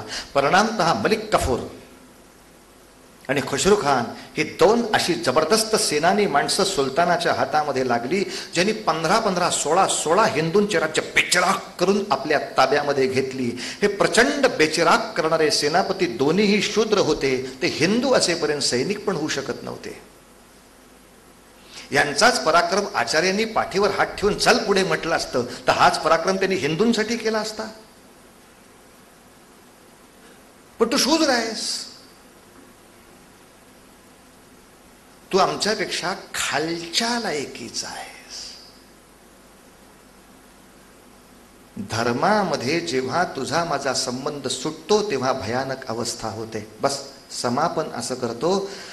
अनेक लोक अजूनही संभ्रमात आहेत की तुम्ही हिंदुत्ववाद स्वीकारता म्हणजे स्पर्श अस्पर्श अस्पृश्यता सोळ ओळ वगैरे हे सगळं तुम्हाला करायचं आहे का काय. सावरकर म्हणतात सोवळ ओवळ आणि पूजा अर्चा हे ज्या प्रमाणात मानवाला हितकारक आहेत, भविष्याला हितकारक आहेत, त्या प्रमाणात आम्ही ते स्वीकारणारच आहोत. कारण ते वाईट नाहीये. जगातली कुठलीच गोष्ट वाईट नाही, त्याचं प्रमाण आणि वेळ चुकली की त्रास होतो. त्यामुळं आम्ही आवश्यक ते ऋषीमुनींचे आचार विचार जे वर्तमानाला चांगले आहेत आणि भविष्याला पोषक आहेत ते आम्ही चालू ठेवू. जे आत्ता वर्तमानाला ठीक नाहीत आणि भविष्यामध्ये हानी व्हायची शक्यता आहे त्यांना आम्ही सन्मानाने बाजूला करू. असा भविष्याकडे व्यापक दृष्टीनं पाहणारा परिवर्तनीय हिंदू धर्म हा हिंदुत्वामध्ये सावरकरांनी मुद्दाम उपयोजला. त्यामुळे शंकरांचे भक्त म्हणजे हिंदू का, विष्णूचे भक्त म्हणजे हिंदू का. शंकराचार्यांनी एक प्रयोग असाही केला की सगळी दैवत एकत्र एकाच गाभाऱ्यात बसवून टाकली. या कोणाचाही भक्त म्हणजे हिंदू. हिंदू माणूस जो धर्म पाळतो तो हिंदू धर्म नव्हे, तर हिंदू धर्मामध्ये जे जे असतात ते धर्म जे पाळतात ते हिंदू. अशी एक मोठी दोरी पितृभू पुण्यभूश्चैव. हिंदूंच्या धर्मांतराची जेव्हा त्यांना कारणं सापडली, विहिरीमध्ये पाव टाकला असं कळलं, त्या विहिरीचं पाणी प्यायलं, झाले सगळे धर्मांतरित. पण वेदांमध्ये आणि शास्त्रांमध्ये आपत धर्माच्या वेळेला कुठलंही पाणी प्यायलेलं चालतं हे स्मृतिवचन का नाही सांगितलं. आपत धर्म जेव्हा असतो तेव्हा काही चालतं. म्हणून तर अंदमानामध्ये कैद्यांचं जेव्हा धर्मांतर सुरू झालं तेव्हा सावरकरांनी कैद्यांसमोर सांगितलं होतं की हे बाकी धर्माचे लोक अन्नाला शिवतात, ते शिवल्यामुळे अन्न बाटलं असं म्हणतात, ते बाटलेलं अन्न तुम्ही खाल्लं की तुम्ही बाटाल अशी भीती दाखवतात. ही भीती निराधार आहे, डोक्यातनं काढून टाका. मी एक वेदांताचा आणि स्मृतिशास्त्राचा आर्यांच्या हिंदू संस्कृतीचा अभ्यासक म्हणून सांगतो, धर्माचे स्थान हृदयात आहे, पोटामध्ये नाही. आपत धर्माच्या वेळेला या ठिकाणी तुम्ही शत्रूंनी हात लावलेले अन्नच काय, शत्रू खाल्लात तरी आपण बाटत नाही, खाऊन गिळून संपवून टाका पाहिजे असेल तर. कोणीही बाटत नाही. हिंदुत्वापासून जोपर्यंत एका श्रेष्ठ संस्कृतीचा मी पाईक आहे म्हणून तो सदाचाराने श्रेष्ठ मानव धर्माने वागत असेल तोपर्यंत तो हिंदुत्वाचाच राहतो. या आपत धर्माने तो बदलत नाही. सावरकरांचं या हिंदुत्वावर किती प्रेम असावं. त्याचं एक वाक्य फार सुंदर आपण या पत्रिकेवर छापलंय की सावरकर नेहमी म्हणत, उद्या सूर्य निघून गेल्यानंतर जगाचं काय होईल याची मला फारशी काळजी वाटत नाही, तो देव बघेल. पण मी निघून गेल्यावर माझ्या हिंदू समाजाचं काय होईल? कारण सावरकरांनी या हिंदू समाजाच्या आणखीन एक दोषाकडे लक्ष ठेवलंय, ते म्हणजे त्यांचा बेसावतपणा. पृथ्वीराजाचा पराभव करून घुरीचं राज्य दिल्लीवर स्थापित झालं. लक्षावधी मंदिरं फुटली, लक्षावधी स्त्रियांच्या शिलांचा अपहार झाला, लक्षावधी गायी कापल्या गेल्या, तरी सुद्धा बाकी सगळ्या हिंदू राजांनी पटकन एकजूट करून एक फळी उभीच केली नाही. इस्लाम नावाचं आक्रमण काय आहे, ख्रिश्चन नावाचं आक्रमण काय आहे, हे आक्रमण कळलेलं असताना, हे धर्मावरचंही तेवढंच मोठं आक्रमण आहे हे दिसत असताना पटकन सगळे धर्माचार्य पटकन एकत्र झालेत, सगळे पुरोहित एकत्र झालेत, पटकन सगळे हिंदू राजे एकत्र झालेत. आपल्या धर्मावर आघात आहे बरं. नंतरच्या खिलजीचा माणूस देवगिरीवरती येऊन आदळतो तोपर्यंत देवगिरीच्या राजा दक्षिणेतल्या राजांची एकजूटही करत नाही. मध्ये श्वास घ्यायला 200 वर्षाचा कालखंड असताना हिंदू किती बेसावत. महाराष्ट्राचं राज्य परक्याच्या हातात निघून गेलं तरी सुद्धा कर्नाटक आंध्र तमिळनाडू त्यांचा उपास तापास व्रतवैकल्यामध्ये चर्चा चालू आहे. पण उत्तरेत काय चाललंय यासाठी दक्षिणेमध्ये आपण कशा तऱ्हेनं संघटन केलं पाहिजे चर्चाच नाही. आणि सावरकर म्हणतात, हा बेसावतपणा माझा हिंदू समाज कधी सोडणार आहे तेच कळत नाही. बस हिंदू समाजातल्या अनेक उणिवांची चिकित्सा मी केली, सावरकरांचा ग्रंथ समोर ठेवून केली. आणि सावरकर नेहमी सांगत, हिंदुत्वाने प्रचंड यश मिळवलंय पूर्वीच्या काळात, त्या यशाचे जर आपण धनी असू तर जे अपयश आलंय तेही मान्य करा, त्याचेही आपणच धनी आहोत. आपण ते उणिवा काढायचा प्रयत्न करू तर अपयश धुतलं जाईल. आणि शेवटचा त्यांचा विषय तो होता, सावरकर जाऊनही आता कित्येक वर्ष झाली, 66 साली गेले. पण आज पुन्हा 2013ला आपल्याला हेच म्हणावं लागतं ना की अजूनही हिंदू नावाचा माणूस देवळात खूप आहे, मठात खूप आहे, व्रतात खूप आहे. हे वाईट आहे असं नाही म्हणत आहेत सावरकर, पण त्या तुलनेत तो राष्ट्राचं चिंतन करत नाही. हा देशद्रोह नव्हे का? तो आतंकवाद्यांची माहिती मिळवत नाही, त्याच्या विरोधामध्ये मला काही उभं करायचं असेल तर एखादी फळी तो उभी करत नाही, वकिलांची भेट घेत नाही, पोलिसांची मैत्री ठेवत नाही, सैनिकांची ओळखही नाही. किती बेसावध असावं. लव जिहादची सगळी पत्रकच्या पत्रकं लोकल पासून आगगाड्यांपर्यंत उर्दूमध्ये छापली गेली. ज्यांनी वाचायची त्यांनी वाचली. आमच्या देशातल्या 30,000च्या वर बायकात पळवल्या गेल्या. पण आता आतंकवादी दुर्दैवानी ही भाषा वापरतात म्हटल्यावर मला ती वाचता आली पाहिजे. एवढा सुद्धा वर्ग कुठल्या देवळात नाही उघडला. राष्ट्राचं चिंतन नाही, देशाचं चिंतन नाही, धर्माचं चिंतन म्हणजे व्यक्तिगत मोक्ष कसा मिळेल याच्या उपासनेचं चिंतन होतं. सावरकर शेवटचं सांगतात, बाबांनो, धर्म अर्थ काम मोक्ष असे 4 पुरुषार्थ हिंदू धर्माने सांगितलेत. मोक्ष हा शेवटचा पुरुषार्थ आहे. आधी धर्म अर्थ काम या देशाचं नीट राहील ते पहा आणि मग मोक्षाकडे जाऊया ना. काहीच न करता फक्त मोक्ष मिळवत बसणं हे आत्महत्या केंद्रातही असतंच. असा वेडेपणा करू नका. सावरकरांचं वाक्य ते होतं की या भारताच्या बाहेर मुसलमानांचे 50 देश आहेत. उद्या मुसलमानांना काही अडचण आली तर ते धावून यायला तयार आहेत किंवा त्यांना घेऊन जायला तयार आहेत. ख्रिश्चनांचे 90 देश आहेत. काहीही अडचण आली तर ते धावून यायला तयार आहेत, त्यांना घेऊन जायला तयार आहेत. हिंदूंना सांभाळणारा एक देश जगाच्या पाठीवर नाही. एकमेव हिंदुस्थान. तो सुद्धा हिंदुस्थान राहील का नाही ही शंका यावी इतकं मुसलमानांचं आणि ख्रिश्चनांचं लांगुल चलन सरकार करत सुटलंय. 14ची निवडणूक डोळ्यासमोर धरून निम्मा देश विकायला काढल्यासारखा सगळ्यांच्या नावे विकायला काढला. प्रत्येक वेळेला अनुनयाची परिसीमा गाठावी इथपर्यंत उड्या मारायला सुरुवात झाली. पूर्वी सुलतान राज्य जिंकायचे आणि आपली नावं टाकायचे. आता हिंदूच स्वतः नागपूरचं स्टेशन तयार करतात आणि ताजुद्दीन बाबाच्या नावे करून टाका म्हणून म्हणायला सुरू करतात. का? हेडगेवारांचं नाव का नको? कुठल्याही संत महात्म्याचं संत पण कोणी अमान्य नाही करत, पण संतांच्या कार्यक्षेत्राला मर्यादा आहेत. ज्यांनी राष्ट्रीय कार्य केलं ते जास्त मोठे आहेत. ज्यांनी राष्ट्र एकत्र बांधायचा प्रयत्न केला त्यांच्या नावे नागपूर जास्त मोठं आहे. पण हेडगेवारांचं नाव काढलं, गोळवळकरांचं नाव काढलं, राष्ट्राचं चिंतन केलं की त्याला म्हणायचं जातीय, आणि जातीचं चिंतन केलं की त्यांना म्हणायचं राष्ट्रीय. असा महामूर्खपणा जगामध्ये होतोय, हिंदुस्थानात होतोय.